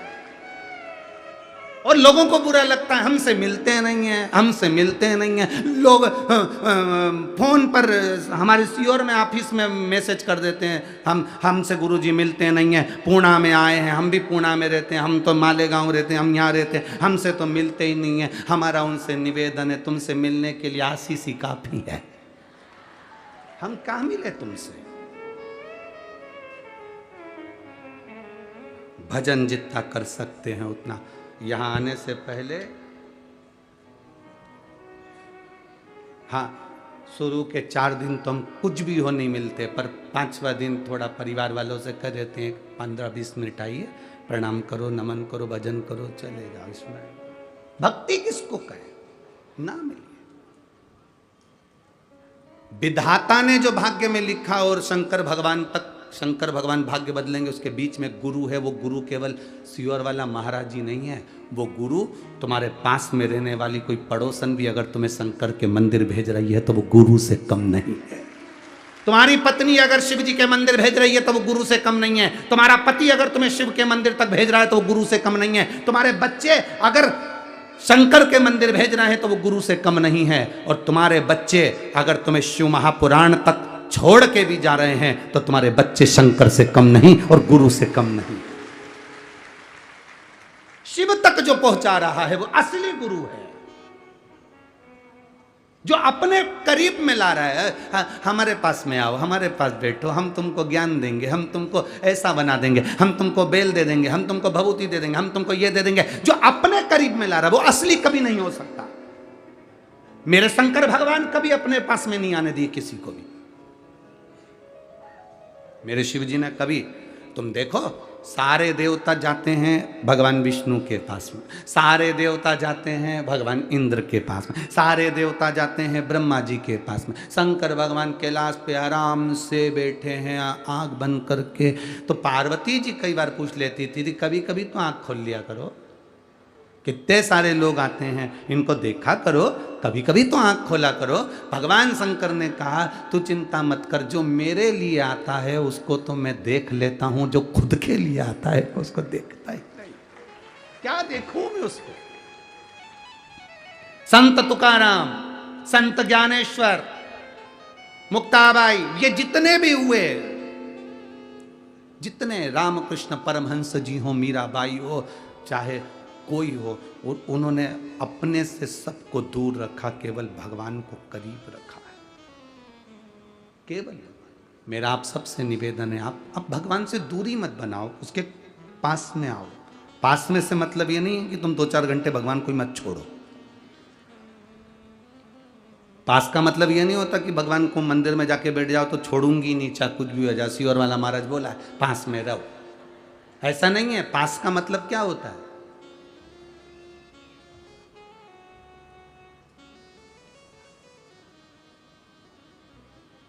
पास का मतलब है क्या? तुम कहीं पर भी रहो, कहीं पर भी। पत्नी ऑफिस में काम कर रही है, करते करते काम उसको अपने पति की याद आ जाए। पति कहीं पर भी काम कर रहा है, काम करते करते पूरे दिन भर में उसको पत्नी की याद आ जाए। माँ कार्य कर रही है, अपने बेटे की याद आ जाए। बेटा कार्य कर रहा है, अपने माता पिता की याद आ जाए। पहले राजस्थान में और महाराष्ट्र में माताएं ऐसा सिर पे हंडा रखती थी, हंडे पे हंडा रखती थी, हंडे पे हंडा रखती थी और चौमली के ऊपर रख कर चल देती थी। एक हाथ में बाल्टी, इधर रस्सी और पानी भर कर चलती, उसके साथ में 2-4 और मिल जाती, सब बात करती करती, और रास्ते में कोई मिल जाती तो बात करने लगती। अब सिर पे हंडा, हंडे पर हंडा, और वह बात कर रही है सबसे। हंडा गिरता है? अरे बोलो तो जम के, नहीं गिरता। क्यों? वो बात जरूर कर रही है पर उसका ध्यान हंडे पर ही है। उसी तरह पास आने का मतलब ये नहीं है कि तुम शंकर के मंदिर में चिपक कर बैठ जाओ तो 2-3 घंटे नहीं हटो। ना ना, तुम कुछ भी काम करो, अपने ऑफिस में, दुकान में, घर में, परिवार में, कहीं पर भी रहो, बस दिन भर में 1 या 2 बार श्री शिवाय नमस्तुभ्यम कह लिया, समझ लो शिव के करीब में। ओम नमः शिवाय कह लिया, शिव के करीब में हो। नमः शिवाय कह लिया, शिव के करीब में हो। और तुमने अगर उसको याद कर लिया शिव के, जिस दिन तुम्हारे मन में, तुम रोज मंदिर जाओ और 1-8 दिन अगर मंदिर नहीं जाओ और तुमको अच्छा नहीं लगे तो समझ लेना कि तुम शंकर के करीब पहुंच चुके हो, तुम शिव के नजदीक आ गए। रोज मंदिर जाते हो, आज मंदिर नहीं गई ना तो अच्छा नहीं लग रहा। कई बार माताएं कह देती है, आज मुझे अच्छा नहीं लग रहा। क्यों? आज मैं मंदिर नहीं जा पाई, आज मैं मंदिर नहीं गई तो मुझे अच्छा नहीं लग रहा। मतलब अब तुम शंकर के बहुत करीब पहुंच गए हो कि तुझसे मिले बिना मुझे चैन नहीं आ रहा। तुम इतने करीब पहुंच गए उस परमात्मा के कि तुम्हें चैन नहीं मिल रहा उससे। जब तक तुम मंदिर नहीं जाती, कई माताएं ऐसी बैठी, कई भाई ऐसे बैठे हैं कि जब तक वो मंदिर नहीं चले जाए, लोटा भर के जल नहीं चढ़ा दे, तब तक उसको चैन नहीं आता। तो समझ लो कि तुम भगवान के बहुत करीब पहुंच गए हो, तुम उसके बिना नहीं रह पा रहे और वो तुम्हारे बिना नहीं रह पा रहा। बस यही करीबता, यही स्नेह है। तुझे ना देखूं तो चैन और तेरे सिवा कोई हो, अब करूं तो फिर किसी ने कहा आ बैठ मेरे पास, बस ना मैं कुछ कहूं ना तू कुछ नहीं कहना। फिर उस जगह पर एक ही काम है, एक लोटा जल उठाकर जो चढ़ाया और मुस्कुराकर जो महादेव के पास से गए। पार्वती जी भी शिव जी से कह देती है कितनी दुखी है, पर जब जब तुम्हारे मंदिर में आती है खुश होकर आती है। शंकर जी कहेंगे आज के बाद ये कभी आंसू नहीं बहाएगी, ऐसी खुश रहेगी, ऐसी प्रसन्नता उसके जीवन पर रहेगी। ये प्रसन्नता शिव कथा कह रही है, भगवान देवादिदेव महादेव का संवाद कह रहा है। असली गुरु की तलाश में निकलोगे तो मिल सकता, कोई मार्ग बताने वाला मिल जाए, शिव जी तक तुम्हें पहुंचा दे, तो उससे बढ़कर कोई खुशी नहीं, कोई खुशी नहीं उसमें। महाराज राजा विश्वामित्र जी के पास गए, प्रार्थना करी, औलाद नहीं, संतान नहीं, कहा कर्म की गति में कौन मिटा सकता है कर्म की गति को, तो कहा शिव जी। ब्रह्मा जी की लेखनी से लिखे हुए को भी शंकर मिटा सकते हैं और अपना भाग्य लिख सकते हैं, वो शिव है।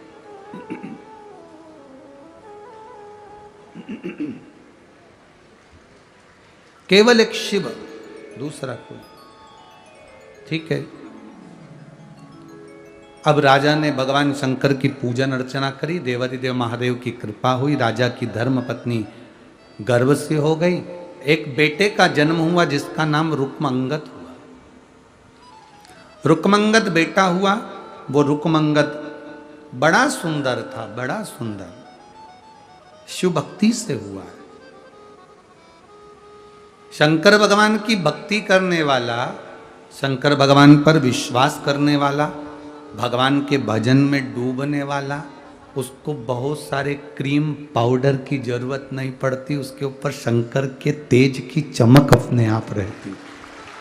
उसको तुम बहुत क्रीम पाउडर या बहुत सारी बाल आदि संवारने की या बहुत सारे दिखावे करने की जरूरत।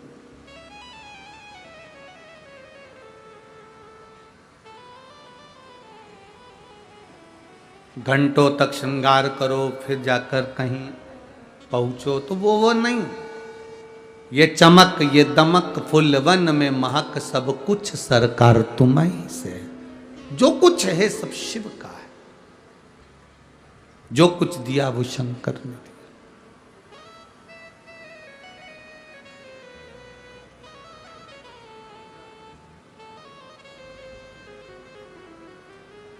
लोग कहते हैं तिरुपति जाओ तो भगवान वेंकटेश भगवान बहुत कुछ दे देते हैं। हम कहते हैं भगवान नारायण भी इस पृथ्वी पर तप करने के लिए जब तिरुमला पर आए तो पहले नारायण ने सबसे पहले शिवजी से पूछा पृथ्वी पर आते से ही कि मैं तप कहाँ करूं। तब भोलेनाथ ने कहा कि तुम तिरुमाला पर बैठो और तप करो, तिरुमाला पर बैठकर तप करो। तो तिरुमाला पर तप तो कर लूंगा, भगवान नारायण बोले, पर दिक्कत दुनिया के लोग मेरे पास आएंगे, दुनिया के लोग मेरे करीब में आएंगे, तो मेरे पास में इतना भंडार हो कि मैं दुनिया के लोगों को लुटा सकूं, ऐसी कृपा कौन करे। तो भगवान शंकर ने कहा तुम बैकुंठ में रहते तो भंडार तुम्हारा था, पर पृथ्वी पर अगर तप करने आए हो तो भंडार हमारा है। तुम चिंता मत करो, तिरुमाला पर बैठकर तुम तप करना, मैं कपिलेश्वर महादेव बनकर नीचे बैठकर तुम्हें भंडार देते रहूंगा। आप लोग गए हो तिरुपति? तिरुपति कौन कौन गया जरा हाथ उठाओ। अब हाथ वापिस रखो नीचे। कपिलेश्वर महादेव का दर्शन करा है तिरुपति से नीचे? जिनने करा वो हाथ उठाओ। करा है दर्शन? रखो।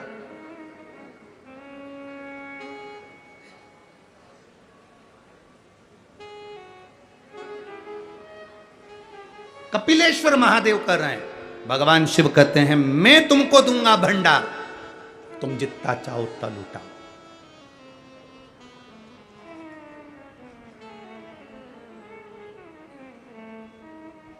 तुम्हारी मर्जी पड़े उतना लूटा,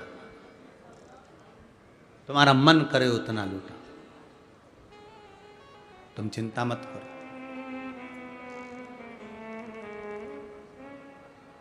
वो लिख सकता है भाग्य, मेरा नारायण, मेरे भगवान ब्रह्मा विधाता तुम्हारा भाग्य लिख सकता है, पर बदल शिव सकते हैं। मिल गया पुत्र, बेटा बड़ा सुंदर था। चमक किसकी है? शिव की। जो भगवान शंकर की भक्ति में लगा रहता है, शंकर जी को एक लोटा जल चढ़ाता रहता है, जल चढ़ाने वाले का चेहरा जब वो मंदिर से आए या मंदिर जाए, छोटा सा बच्चा अगर स्कूल की ड्रेस रोज भी पहने और स्कूल की ड्रेस भी पहनकर अगर छोटा सा बच्चा मंदिर जाके एक लोटा जल चढ़ा रहा है, तुम्हारे घर के नारी पुरुष बच्चे बेटा बेटी अगर शिव जी को जल चढ़ा रहे हैं या जल चढ़ा कर आ रहे हैं, रोज देखना उनको, उनके चेहरे पर कुछ अलग होगा, पर जिस दिन वो जल चढ़ा कर आएंगे उनके चेहरे पर अलग से चमक होगी। वो शिव तत्व की चमक, वो शंकर की चमक।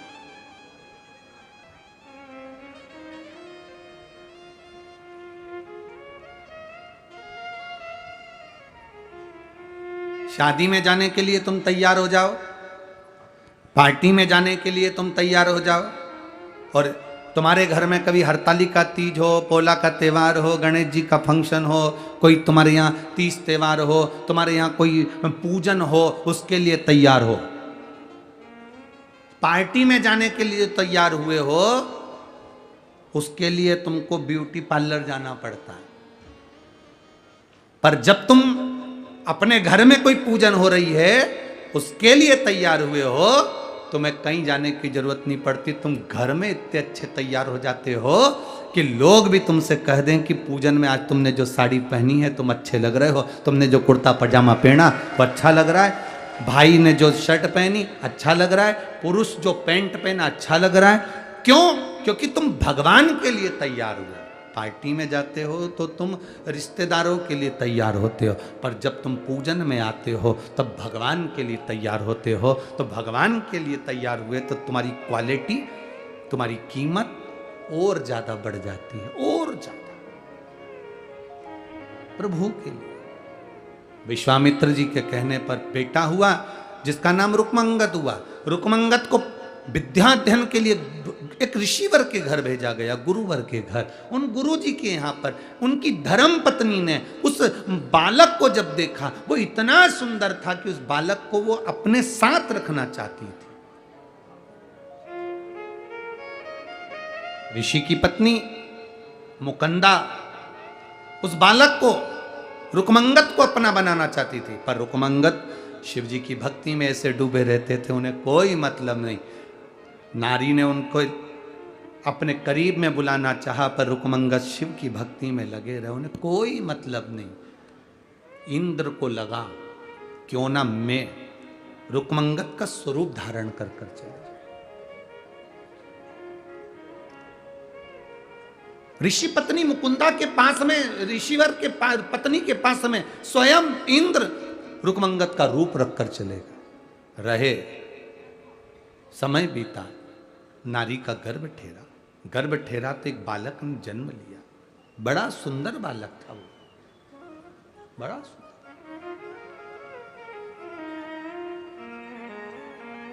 बड़े सुंदर बालक। और उस बालक का नाम हुआ ग्रीष्मा। जब उस बालक ने जन्म लिया, जन्म लेते से पूछा मेरे पिता कौन है, पिता का नाम पूछा, तब बालक की आंख में जल भरा हुआ था, माता के नैनों में जल भरा हुआ था कि ऋषिवर पिता कहूं या रूपमंगत पिता कहूं, मैं किस पिता का वर्णन करूं। जानकर उनकी आंखों से जब जल बहा तो ग्रीष्मद ने पूछा, माँ तू सत्य बता, तो अगर तू सत्य नहीं बोलेगी तो मैं महादेव से सत्य लूंगा। ग्रीष्मद ने शिव जी के शिवलिंग का निर्माण कर कर महादेव से पूछा मेरे पिता का नाम क्या है, तो कहा तुम्हारे पिता का नाम इंद्र है। रुक्मंगत का रूप रखकर तुम्हारे पिता तुम्हारे माता के करीब गए, नजदीक। मां, एक शिव भक्त के प्रति तेरी गलत दृष्टि, गलत विचार। मां, मैं तुझे श्राप देता हूं, तो बेरी का पेड़ बेर का पेड़ बन जाए, बेड़ी का वृक्ष बन जाए। मैं तुझे श्राप देता हूं, शिव भक्त के प्रति गलत सोच, गलत दृष्टि, गलत भाव, गलत विचार। मेरा एक निवेदन संपूर्ण श्रोताओं से, शंकर भगवान की जितनी कथा करने वाले उनसे भी निवेदन करूंगा और सुनने वालों से भी निवेदन करूंगा,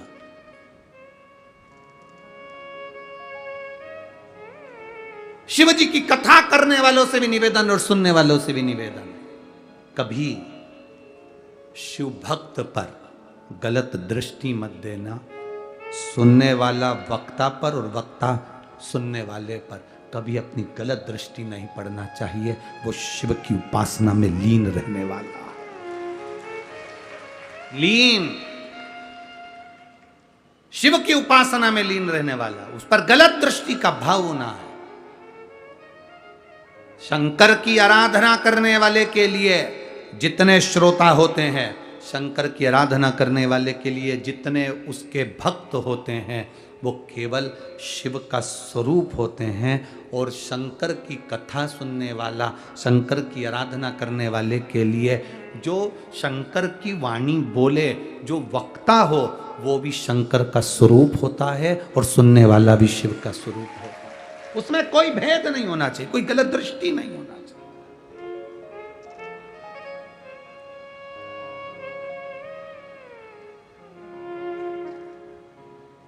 उस भेद को हमें मिटा देना। कोई तुमसे पूछे, एक पत्र आया है, देखिए,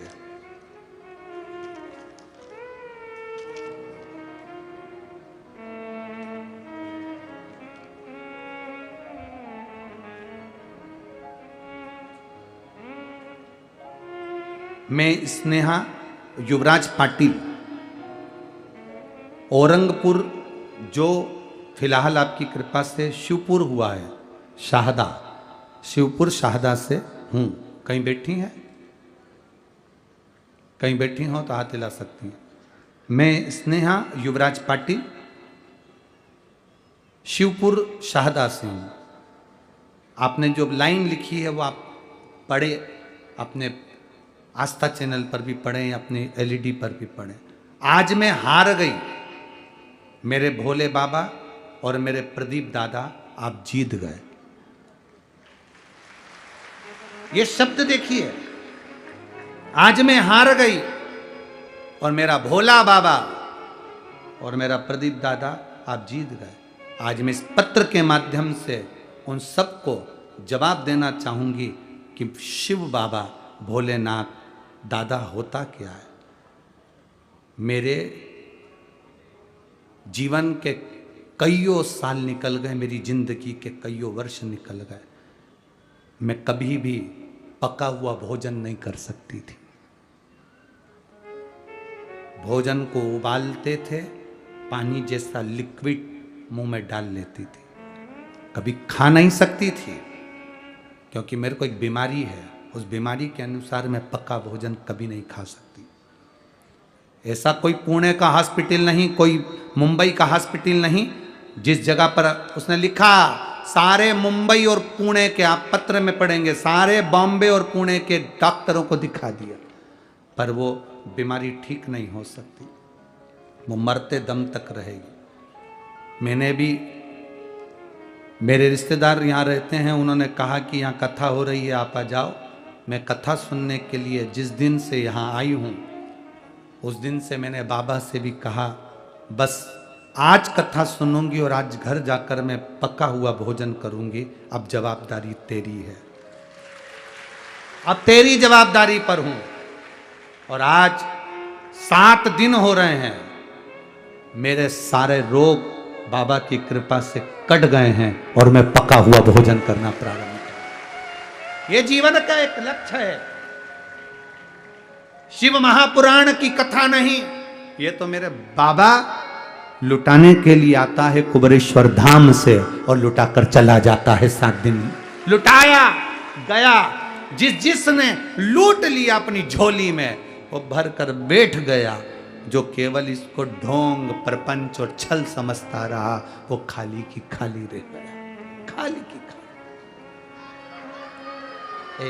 एक बेटी बैठी है यहाँ पर, जिसका बेटा मर गया और बेटा मरने के बाद वो संकल्प लेकर कथा सुनती हुई कहती है, कुछ भी हो मुझे वो ही लड़का वापिस चाहिए जो मरा है।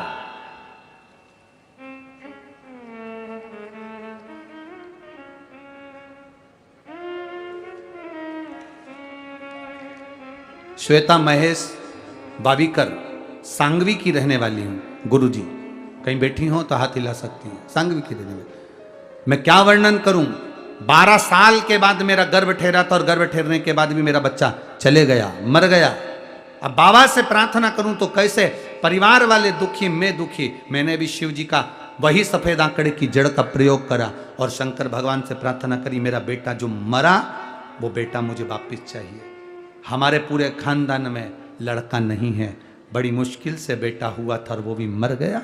बाबा कुछ भी करो, बाबा की कृपा से वो बेटा जो 12 साल के पहले जो मरा, बाबा की कृपा से 40 साल के बाद फिर वही बेटा बाबा की कृपा से प्राप्त हुआ। ये शिव तत्व वो घड़ी है, ये त्रिकालदर्शी लिखा 40 साल के बाद। आप पढ़े मीडिया के माध्यम से, टीवी पर, एलईडी पर, आप आस्था चैनल पर, 40 साल के बाद फिर घर में वही रौनक, वही बेटा आया।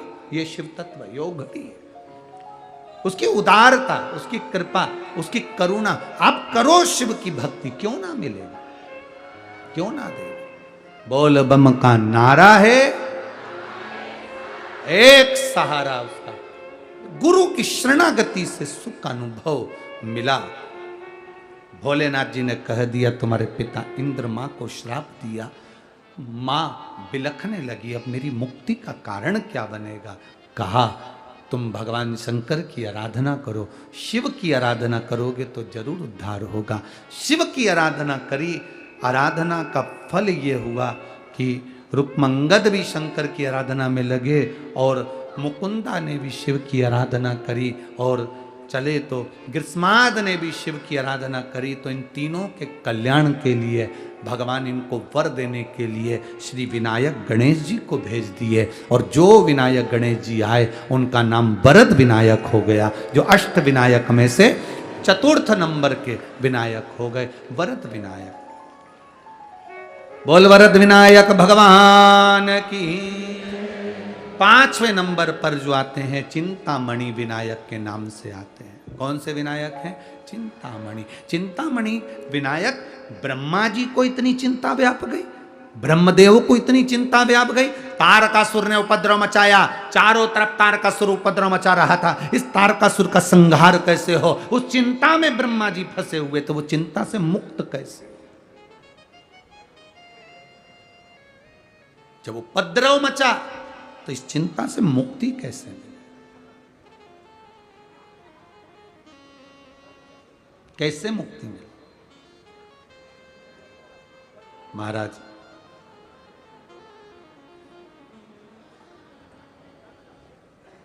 अब करूं तो करूं क्या।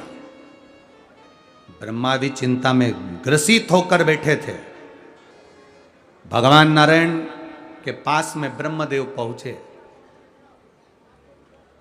और जाकर भगवान नारायण से कहा, प्रभु एक मन में संशय है कि तारकासुर उपद्रव मचा रहा है, बड़ी भारी चिंता है। तारकासुर को वर है कि शिवजी का मंगल विवाह नहीं होगा और उनके द्वारा पुत्र नहीं होगा, तब तक ये तारकासुर मरेगा नहीं। करे क्या? भगवान नारायण ने कहा चिंता मत करो, आएगा समय और तारकासुर का भी वध होगा और सब कार्य होगा, सब होगा। तारकासुर का वध? हाँ। कौन करेगा? भगवान शंकर के पुत्र के द्वारा तारकासुर का वध होना। और आया समय भगवान षडानंद कार्तिकेय के द्वारा तारकासुर का वध होना। ब्रह्मा जी, ब्रह्मदेव, ब्रह्मा जी, ब्रह्मदेव जो चिंता में फंसे हुए थे, जो चिंता में लगे हुए थे, ब्रह्मदेव। समय आया, शिव जी का मंगल विवाह पार्वती जी के साथ में हो गया। शिव जी के तेज पुंज को पवन देव ने ले जाकर अग्नि की साक्षी में सुंदर भाव से गंगा जी को दिया। गंगा जी की धार से 6 पुत्र जन्म ले लिए। 6 पुत्रों का रोना एक साथ, 6 पुत्रों का दूध पीना एक साथ। जानकर गंगा जी परेशान हो गई, तब ऋषियों की पत्नी कृतिकाओं को बुलाया। आज ऋषि पंचमी भी है। आप सभी माताओं को शुद्ध भाव से, आनंद भाव से ऋषि पंचमी की बहुत बहुत बधाई है, बहुत बहुत बधाई। अब जब देखा सप्त ऋषियों की पत्नी को बुलाया और बुलाकर गंगा जी ने कहा कि ऋषियों की पत्नी से मेरा निवेदन केवल इतना सा है कि ये मेरा बालक जो जन्मा है, मेरे 6 बालकों का जन्म हुआ है और ये 6 बालक रोते एक साथ हैं, दूध पीते एक साथ हैं। अब करूं तो करूं क्या, आप सब मिलकर संभालो। ऋषियों की पत्नियों ने 6 बालक को संभालने का प्रयास किया, पर परेशान हो गई वो भी, बहुत परेशान। अब जब बहुत ज्यादा मात्रा में परेशान हो गई, करें तो करे क्या, विचार क्या किया जाए, करें क्या करें। ऋषियों की पत्नी ने 6 बालक को गंगा जी के घाट पर सुलाया, हाथ में गंगा जी का जल लिया। अगर हमारा सातित्व पक्का है, हमने अपने पतियों की सेवा परमेश्वर मानकर करी है, तो ये 6 की 6 एक हो जाए। और वो षडानंद कार्तिकेय एक हो गए। अच्छा, वो 3 बच्चे, हाँ ले आओ, ले आओ।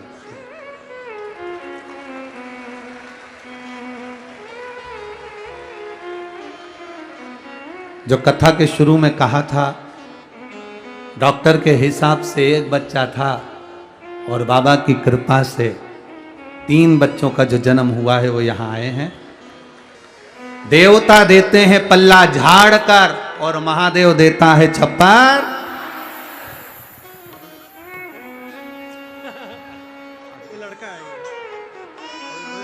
शिव कथा कह रही है, ब्रह्मा जी का चिंता को हरने के लिए भगवान शिव जी के मंगल विवाह से षडानंद कार्तिकेय का प्रागट्य हुआ। तारकासुर को मारने के लिए स्वयं मां पार्वती मैया गणेश जी से पूछ कर षडानंद कार्तिकेय जी को भेज देती। बोला, तारकासुर का संहार हुआ। भगवान श्री ब्रह्मदेव की चिंता समाप्त हुई, ब्रह्मा जी की चिंता मिटी। तब भगवान ब्रह्मदेव से भगवान गणेश जी कहे, और गणेश जी ने ब्रह्मा जी से कहा क्या चाहते हैं। ब्रह्मा जी कह रहे हैं कि आप पृथ्वी पर जाकर चिंतामणि बनकर लोगों की चिंता को हरें और चिंतामणि विनायक के रूप में विराजमान भगवान श्री गणेश जी होगा। लिखकर भेजिए, छोटा सा लिखकर भेज दीजिए, चिंतामणि के रूप में। भगवान श्री गणेश जी महाराज का भाव जागृत हो। शिव कथा कह रही है ये पांचवें गणेश जी के रूप में विराजित है। पंचवें शिव तत्व को, और तेरी कृपा बिना न हिले एक भी अणु, लेते हैं श्वास तेरी कृपा से।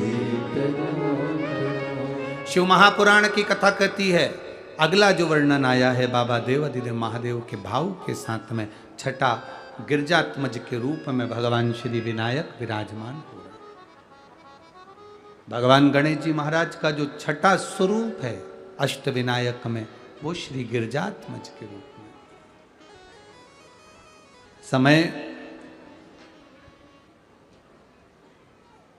एक क्रूर, एक बालासुर, एक व्योमासुर और एक सोमासुर, ऐसे चार असुर ऐसे हुए जिनका संहार देवता भी नहीं कर पा रहे, क्योंकि इन चारों ने भगवान ब्रह्मा जी से वर प्राप्त किया था कि जिस समय पर पार्वती जी का नाम गिरजा कहकर पुकारा जाए, और उस समय पर पार्वती जी भगवान शिव की आराधना कर रही हूं, उसी समय पर शंकर की आराधना करते समय पर माता पार्वती गिरजा बनकर जब शिव जी की आराधना करेंगी, और शिव की आराधना पार्थिव लिंग का निर्माण पूजन करते समय उनके हृदय से शिव तत्व की प्राप्ति के मूल में श्री विनायक जो प्रकट होंगे, वो इन चारों असुर का संहार कर सकते। एक क्रूर, दूसरा बालासुर, तीसरा व्योमासुर, चौथा सोमासुर। इन चारों का संहार होना कठिन है। अब पार्वती मैया को वापिस गिरजा बनना, मतलब पार्वती मैया मायके जाए और मायके में जाकर पार्वती मैया जब शंकर जी के शिवलिंग की आराधना करे, पूजन करे, अर्चना करे, पार्थिव शिवलिंग का निर्माण करे, और उस समय पर उनको गिरजा संबोधन से कोई संबोधित कर दे, शिव आराधना करते समय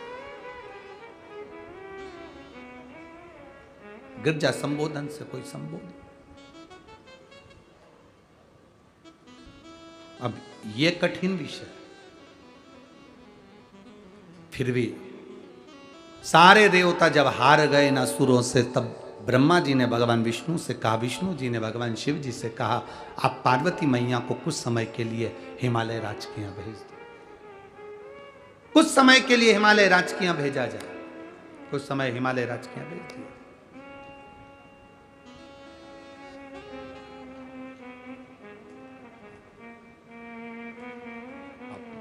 चिंता तो व्यापी, पार्वती जी को अगर हिमालय राज के यहाँ भेजेंगे तो श्रेष्ठता थोड़ी ना लगेगी। हिमालय राज के यहाँ से कोई बुलाने आए तो हम पार्वती जी को भेजें। मायके से अगर कोई लेने आए विशेष कोई कार्य के लिए तो बहू को भेजा जाए तो अच्छा लगे। कोई मायके में कार्यक्रम ही नहीं है, कुछ फंक्शन ही नहीं है, और घर की बहू को भेज दिया जाए तो ये कहाँ की श्रेष्ठता? इसमें श्रेष्ठता बनेगी तो बनेगी कहाँ की? हम कैसे भेज सकते हैं? फिर भी संपूर्ण विश्व के कल्याण के लिए, संपूर्ण जगत के उद्धार के लिए भगवान भोलेनाथ ने माता पार्वती को भेज दिया हिमालय राज के यहाँ। हिमालय राज के यहाँ पार्वती जी पहुंच तो गई, पर पार्वती जी आज लेखन पर्वत पर पहुंच गई अपनी सखियों को साथ में लेकर। जिस पर्वत को आज के समय में लण्याद्री पर्वत के नाम से पुकारा जाता है, जहां पर गिरजात्मज भगवान श्री विनायक विराजमान, उसको, उस पर्वत का जो नाम है हमारे यहाँ गणेश पुराण के अंतर्गत, जिस पर्वत पर भगवान श्री गिरजात्मज विनायक विराजमान हैं, उसको लेखन पर्वत कहते हैं हमारी शास्त्र में, गणेश पुराण। अब यहाँ पर जो भी पर्वत उसको बोला जाता है वो अपने ऊपर। अब भगवान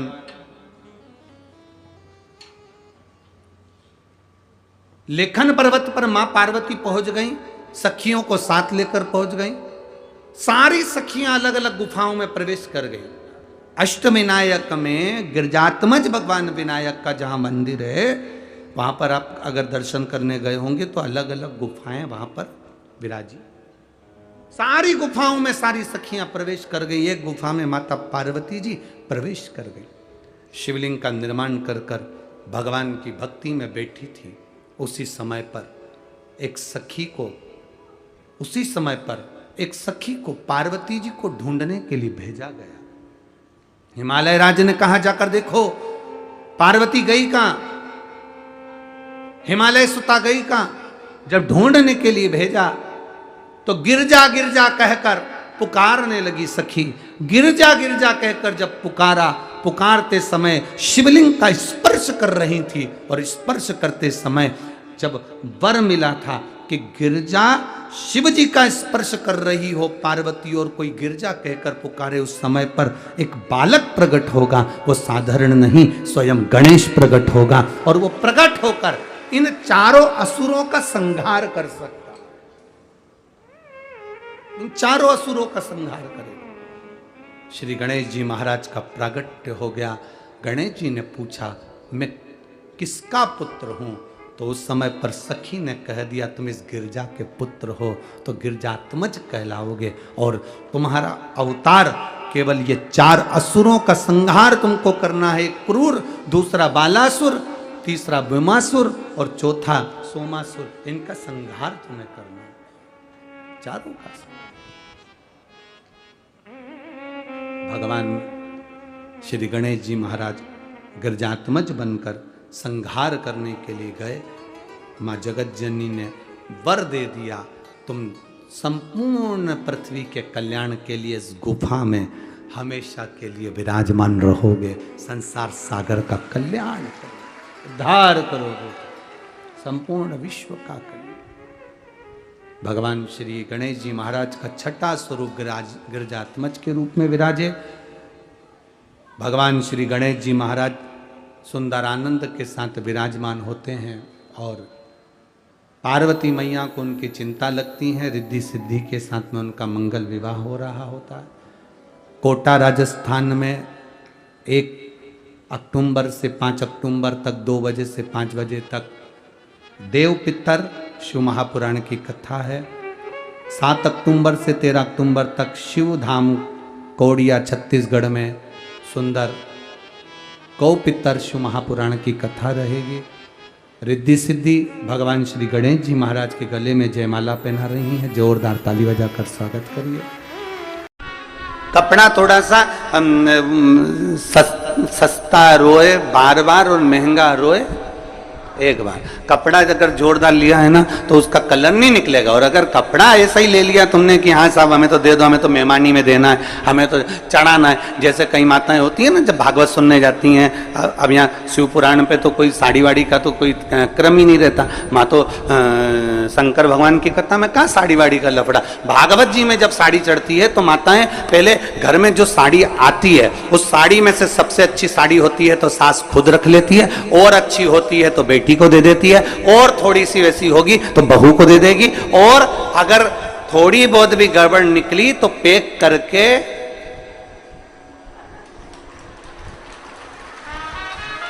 और भागवत जी में चढ़ा दे।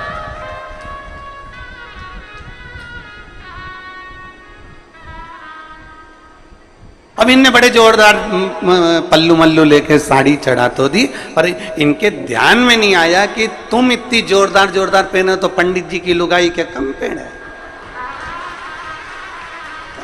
अब तुम सोचो कि भाई अब अच्छी थी रख ली, गड़बड़ थी बेटी को दे दी, और गड़बड़ थी बहू को दे दी, और गड़बड़ थी तो पैक करके अरे बच गई रे भागवत गीता। और बचने के बाद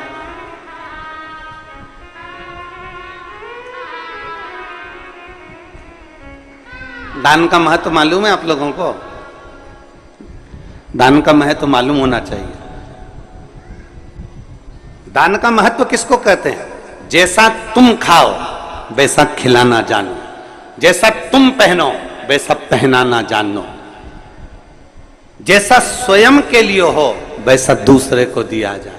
पर आज के जमाने में लोग दान वैसा नहीं करते। आज के जमाने में दान तो ऐसा करते हैं कि घर में जो कबाड़ा है उसको साफ करना है तो किसी को दे दिया जाए, बस वहां से वहां, वहां से वहां, वहां से वहां चलता जाता है ना।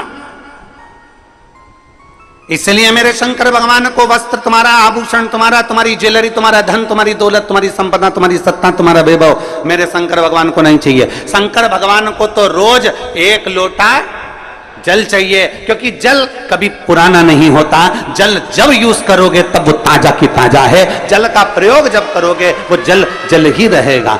अग्नि, जल, हवा, पृथ्वी, आकाश कभी बासा नहीं होता, कभी बासा नहीं कहलाता।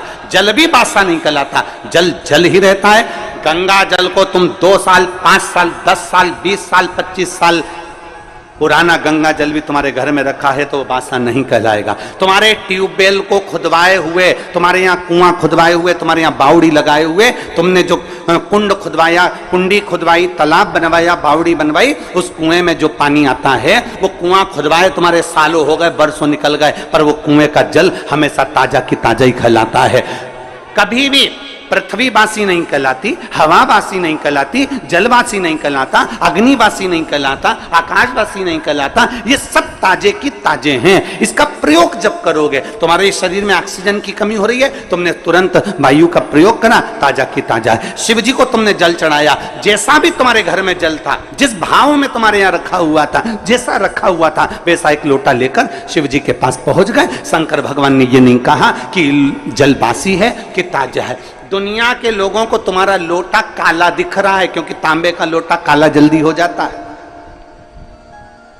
दुनिया के लोग कह देंगे बताओ कैसी है, एक लोटा लेकर आती है वो भी गंदा की गंदा है, काला की काला है। परमात्मा तुम्हारे लोटे को कभी नहीं देखता, परमात्मा ये शरीर कभी नहीं देखता, परमात्मा उसका अंदर का जल देखता है, परमात्मा इस शरीर के अंदर का मन देखता है। वो जल देखता है और मन देखता है, उसे लोटे से कोई मतलब नहीं, उसे शरीर से मतलब नहीं कि तुम कितने सुंदर हो,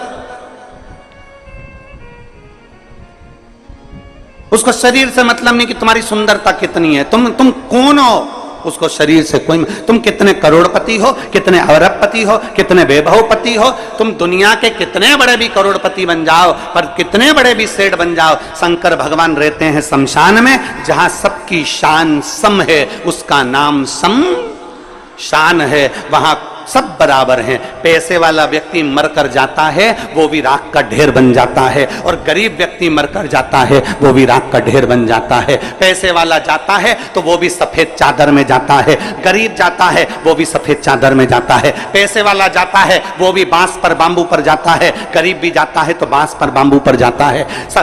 अमीर भी जाएगा तो कंधे पर जाएगा, भले उसके यहाँ कितनी भी BMW खड़ी हो, भले उसके घर में कितनी बड़ी बड़ी गाड़ियां खड़ी हो, कितने बड़े बड़े भी उसके पास में ड्राइवर खड़े हों, पर आखिरी सवारी तो कंधा ही होता है। चाहे वो पैसे वाला मरे चाहे गरीब मरे, गाड़ियां सब दरवाजे पर खड़ी की खड़ी रह जाती है। अंत समय परमात्मा के द्वार पर जाना पड़ता है। शिव का दरवाजा है ही ऐसा, शंकर की चौखट है ही ऐसी, शिव का द्वार है ही ऐसा, जहां सबकी शान सम है, उसका नाम सम शान है। वहां कोई बड़ा नहीं, कोई छोटा नहीं, जो आया उसकी दृष्टि में सब बराबर हैं। बस वो तो तुम्हारे ऊपर का सुंदरता नहीं देखता, आप कितने अच्छे कपड़े पहने हो उससे मेरे शंकर जी को कोई मतलब नहीं है, आपने क्या पहना मेरे बाबा को उससे कोई मतलब नहीं है, आपका लोटा कैसा हो रहा है मेरे बाबा को उससे कोई मतलब नहीं है। बाबा तो ये कहता है कि तेरे लोटे में जो जल है मुझे उससे मतलब है, और तेरी इस काया के अंदर जो तेरा मन है मुझे उससे मतलब है, बाकी का किसी चीज से मुझे मतलब नहीं। क्या करूं मैं उस लोटे का। अब मालूम पड़े कई कई माताएं ऐसी भी होती है कि लोटा तो घिस रही है, साफ भी कर लिया, पर दिल,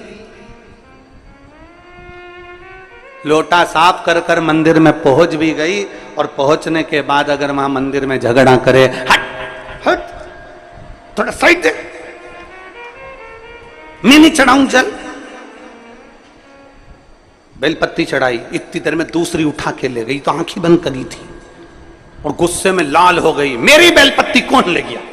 आसपास देखा, अब बता, लोटा तो तूने बहुत घिसा था पर दिल नहीं घिस पाई। अरे सोचना था तेरे को, हो सकता है तो उससे ज्यादा जरूरत किसी दूसरे को तेरी बेलपत्री की थी, इसलिए लेकर चली।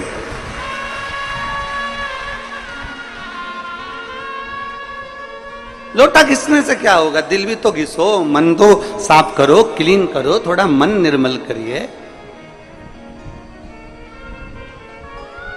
और मैंने तेरे ही भरोसे बाबा, तेरे ही भरोसे हवा बिच उड़ती जावांगी बाबा, डोर हटो छड़ी ना करती जावांगी।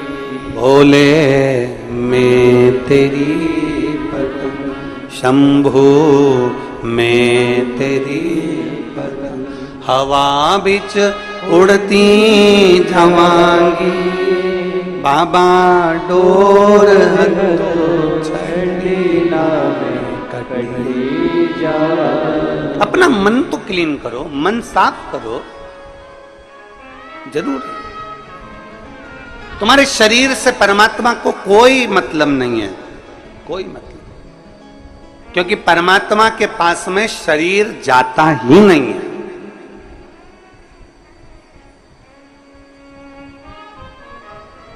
तुम्हारे कोई रिश्तेदार मरे हो और उनका शरीर ऊपर गया हो तो बता देना। जिसने खूब बादाम खाई हो, हर हफ्ते ब्यूटी पार्लर गई हो,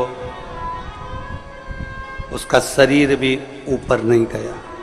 गया? अरे बोलो तो जम के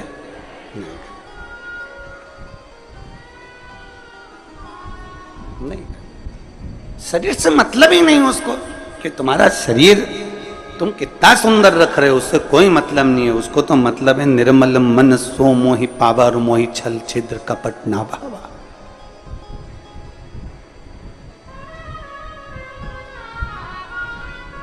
तीन चीजें हैं।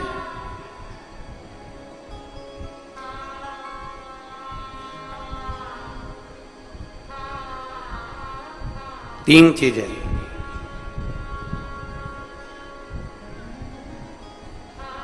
बचपन जो निकलता है वो लड़कापन में निकल जाता है। बचपन लाड़पन में निकल जाता है, जवानी अकड़न में निकल जाती है, और बुढ़ापा तड़फन में निकल जाता है। बचपन गया, लड़कपन में निकल गया, छोटा है, अकल नहीं है, बुद्धि नहीं है, चित्त नहीं है, ये नहीं है, वो नहीं है, लड़कपन में निकल गए। जवानी अकड़ में निकल गई, तुम मुझे जानते नहीं हो, तुम मुझे पहचानते नहीं हो। कभी कभी ये शब्द भी बड़ा सुंदर शब्द है, तुम मुझे जानते नहीं हो। एक चौराहे पर जब कोई व्यक्ति किसी की गाड़ी रोक लेता है ना, तो गाड़ी रोकते से ही तुरंत, तुम मुझे जानते नहीं हो। तो उसने पूछा तुम कौन हो, फिर तुरंत उसने नाम बताया और उसकी गाड़ी छूट गई। बोला छूटी कि नहीं छूटी? अरे जम के तो बोलो, छूट जाती है ना। नाम बताया उसने और उसकी गाड़ी छूटी।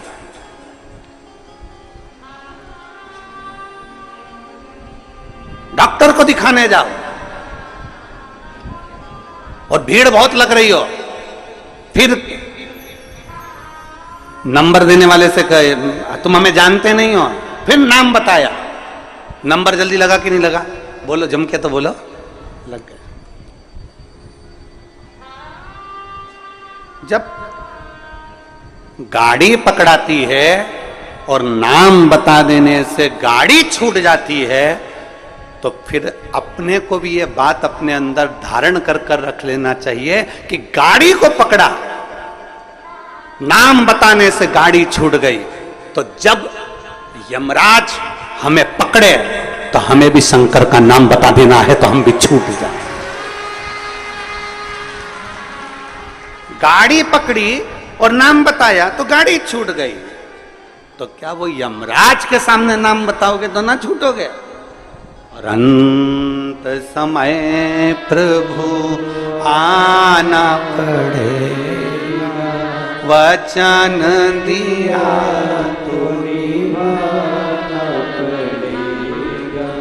आए ना आए प्रभु कुटुंब कबीरा, अंत समय प्रभु आना पड़ेगा, वचन दिया तो निभाना पड़ेगा। और अंत समय प्रभु आना पड़ेगा, वचन दिया तो निभाना पड़ेगा। जब एक नाम बोलने से गाड़ी छोड़ दी जाती है तो उस परमात्मा का नाम लेने से श्री शिवाय नमस्तोभ्यम, ओम नमः शिवाय, नमः शिवाय। जब राम नाम, कृष्ण नाम, शिव नाम, परमात्मा का नाम हम जब लेते हैं तो वो यमराज भी छोड़ देता, छोड़ना पड़ता है। मार्कंडे बाबा का चरित्र कहता है, मार्कंडे बाबा को केवल छोटी सी उम्र मिली थी और कह दिया उसके माता पिता ने शंकर जी को पकड़ ले, शिव जी को पकड़ा। आखिरी में शंकर का गुणगान कर रहे थे, नाम ले रहे थे और यमराज आ गया, छोड़ना पड़ा। नाम का असर बड़ा होता है। जैसे ही फोन लगाया, नाम दिया कि किसकी गाड़ी, नाम सुना, छोड़ दी गई। तो परमात्मा का नाम लोगे तो यम की कैद से भी छूट जाओ।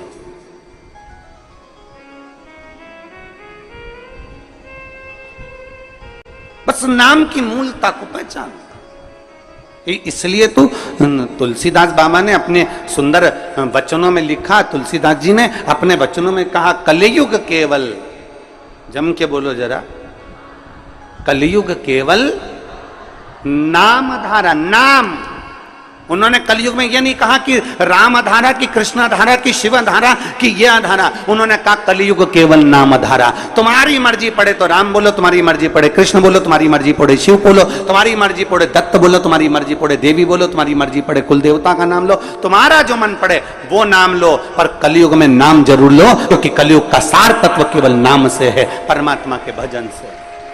ले आओ जरूर नाम। अब आप और हम नाम का लेते, का दे?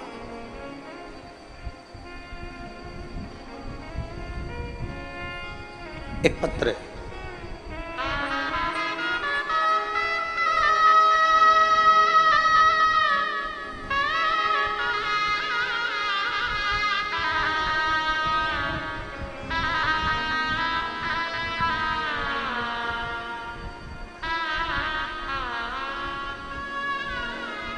मेरा नाम विमलेश पांडे, मैं कस्बा बेवर की रहने वाली हूँ, जिला मैनपुरी, उत्तर प्रदेश की हूँ। मेरा मोबाइल नंबर ये है, कहीं बैठी हो तो हाथ हिला सकती हैं।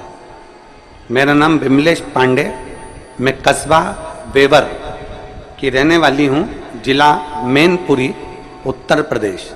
कहीं बैठी हैं, हाथ हिलाओ। हाँ ठीक है, दिख गए। आ जाओ, एक बेलपत्र लेकर चले जाओ। मेरे पति की आंखों की रोशनी चली गई 2023 में। डॉक्टरों को दिखाते दिखाते कई महीने निकल गए और दोनों आंखों से दिखना बंद हो गया। पूरी की पूरी आंखें चली गई। डॉक्टरों से इलाज करवाया, ऐसा कोई डॉक्टर नहीं छोड़ा बड़े से बड़े हॉस्पिटल का, शहर का, जहां हमने इलाज ना करवाया। और डॉक्टरों ने कहा कि इसमें हमें लगता है कि नसें कुछ चोक हो गई, जिसके कारण बस देखने में नहीं आ रहा। दोनों आंखें चली गई, रोशनी पूरी चली गई, दिखाई देना बंद हो गया। अब करें तो करें क्या? तभी पहली बार आपकी कथा टीवी के माध्यम से श्रवण करी, और श्रवण करने के बाद आपने कहा कि 1 लोटा जल शंकर जी को चढ़ाओ और चढ़ा हुआ जल आचमन करो। हम उस जल को आचमन ना करते हुए हमारे पति की आंखों में कपड़े को गीला कर कर वो आंखों पर लगाना प्रारंभ कर दिया। मंदिर से एक बेलपत्र लेकर आते, उस बेलपत्र को पति को खिला देते, जल पति की दोनों आंखों में पट्टी जैसा लगाना प्रारंभ करा। जब डॉक्टरों ने कह दिया इसका कोई भरोसा नहीं है कि कब आएगी, और हमने फिर भगवान शंकर पर भरोसा करना प्रारंभ करा। 1-1.5 महीने तो आंखें नहीं आई, 2 महीना निकल गए, आंखें नहीं आई। तब हमने शिव के मंदिर जाना नहीं छोड़ा, पशुपति व्रत करना नहीं छोड़ा, और बाबा का क्या गुणगान करूं गुरुदेव। फिर हमने विचार करा कि आंख की रोशनी तो आ ही नहीं रही। फिर हमने अपने पति को लेकर सीहोर कुबेरेश्वर धाम पर आ गए, और अपने पति को लेकर यहाँ कुबेरेश्वर धाम पर आए। यहाँ से हमने रुद्राक्ष मांगा, और रुद्राक्ष लेकर हम चले गए। तांबे के कलश में उसको गलाते, शिव जी को जल चढ़ाते, वो रुद्राक्ष का जल अपने पति को पिलाते और आंखों में लगाना प्रारंभ करा। आज मेरे पति की ये 2024 में आंखें वापिस आ गई। मैं बाबा को धन्यवाद देने के लिए आई हूं। ये शिव तत्व है, एक शिव और शिव की उदारता।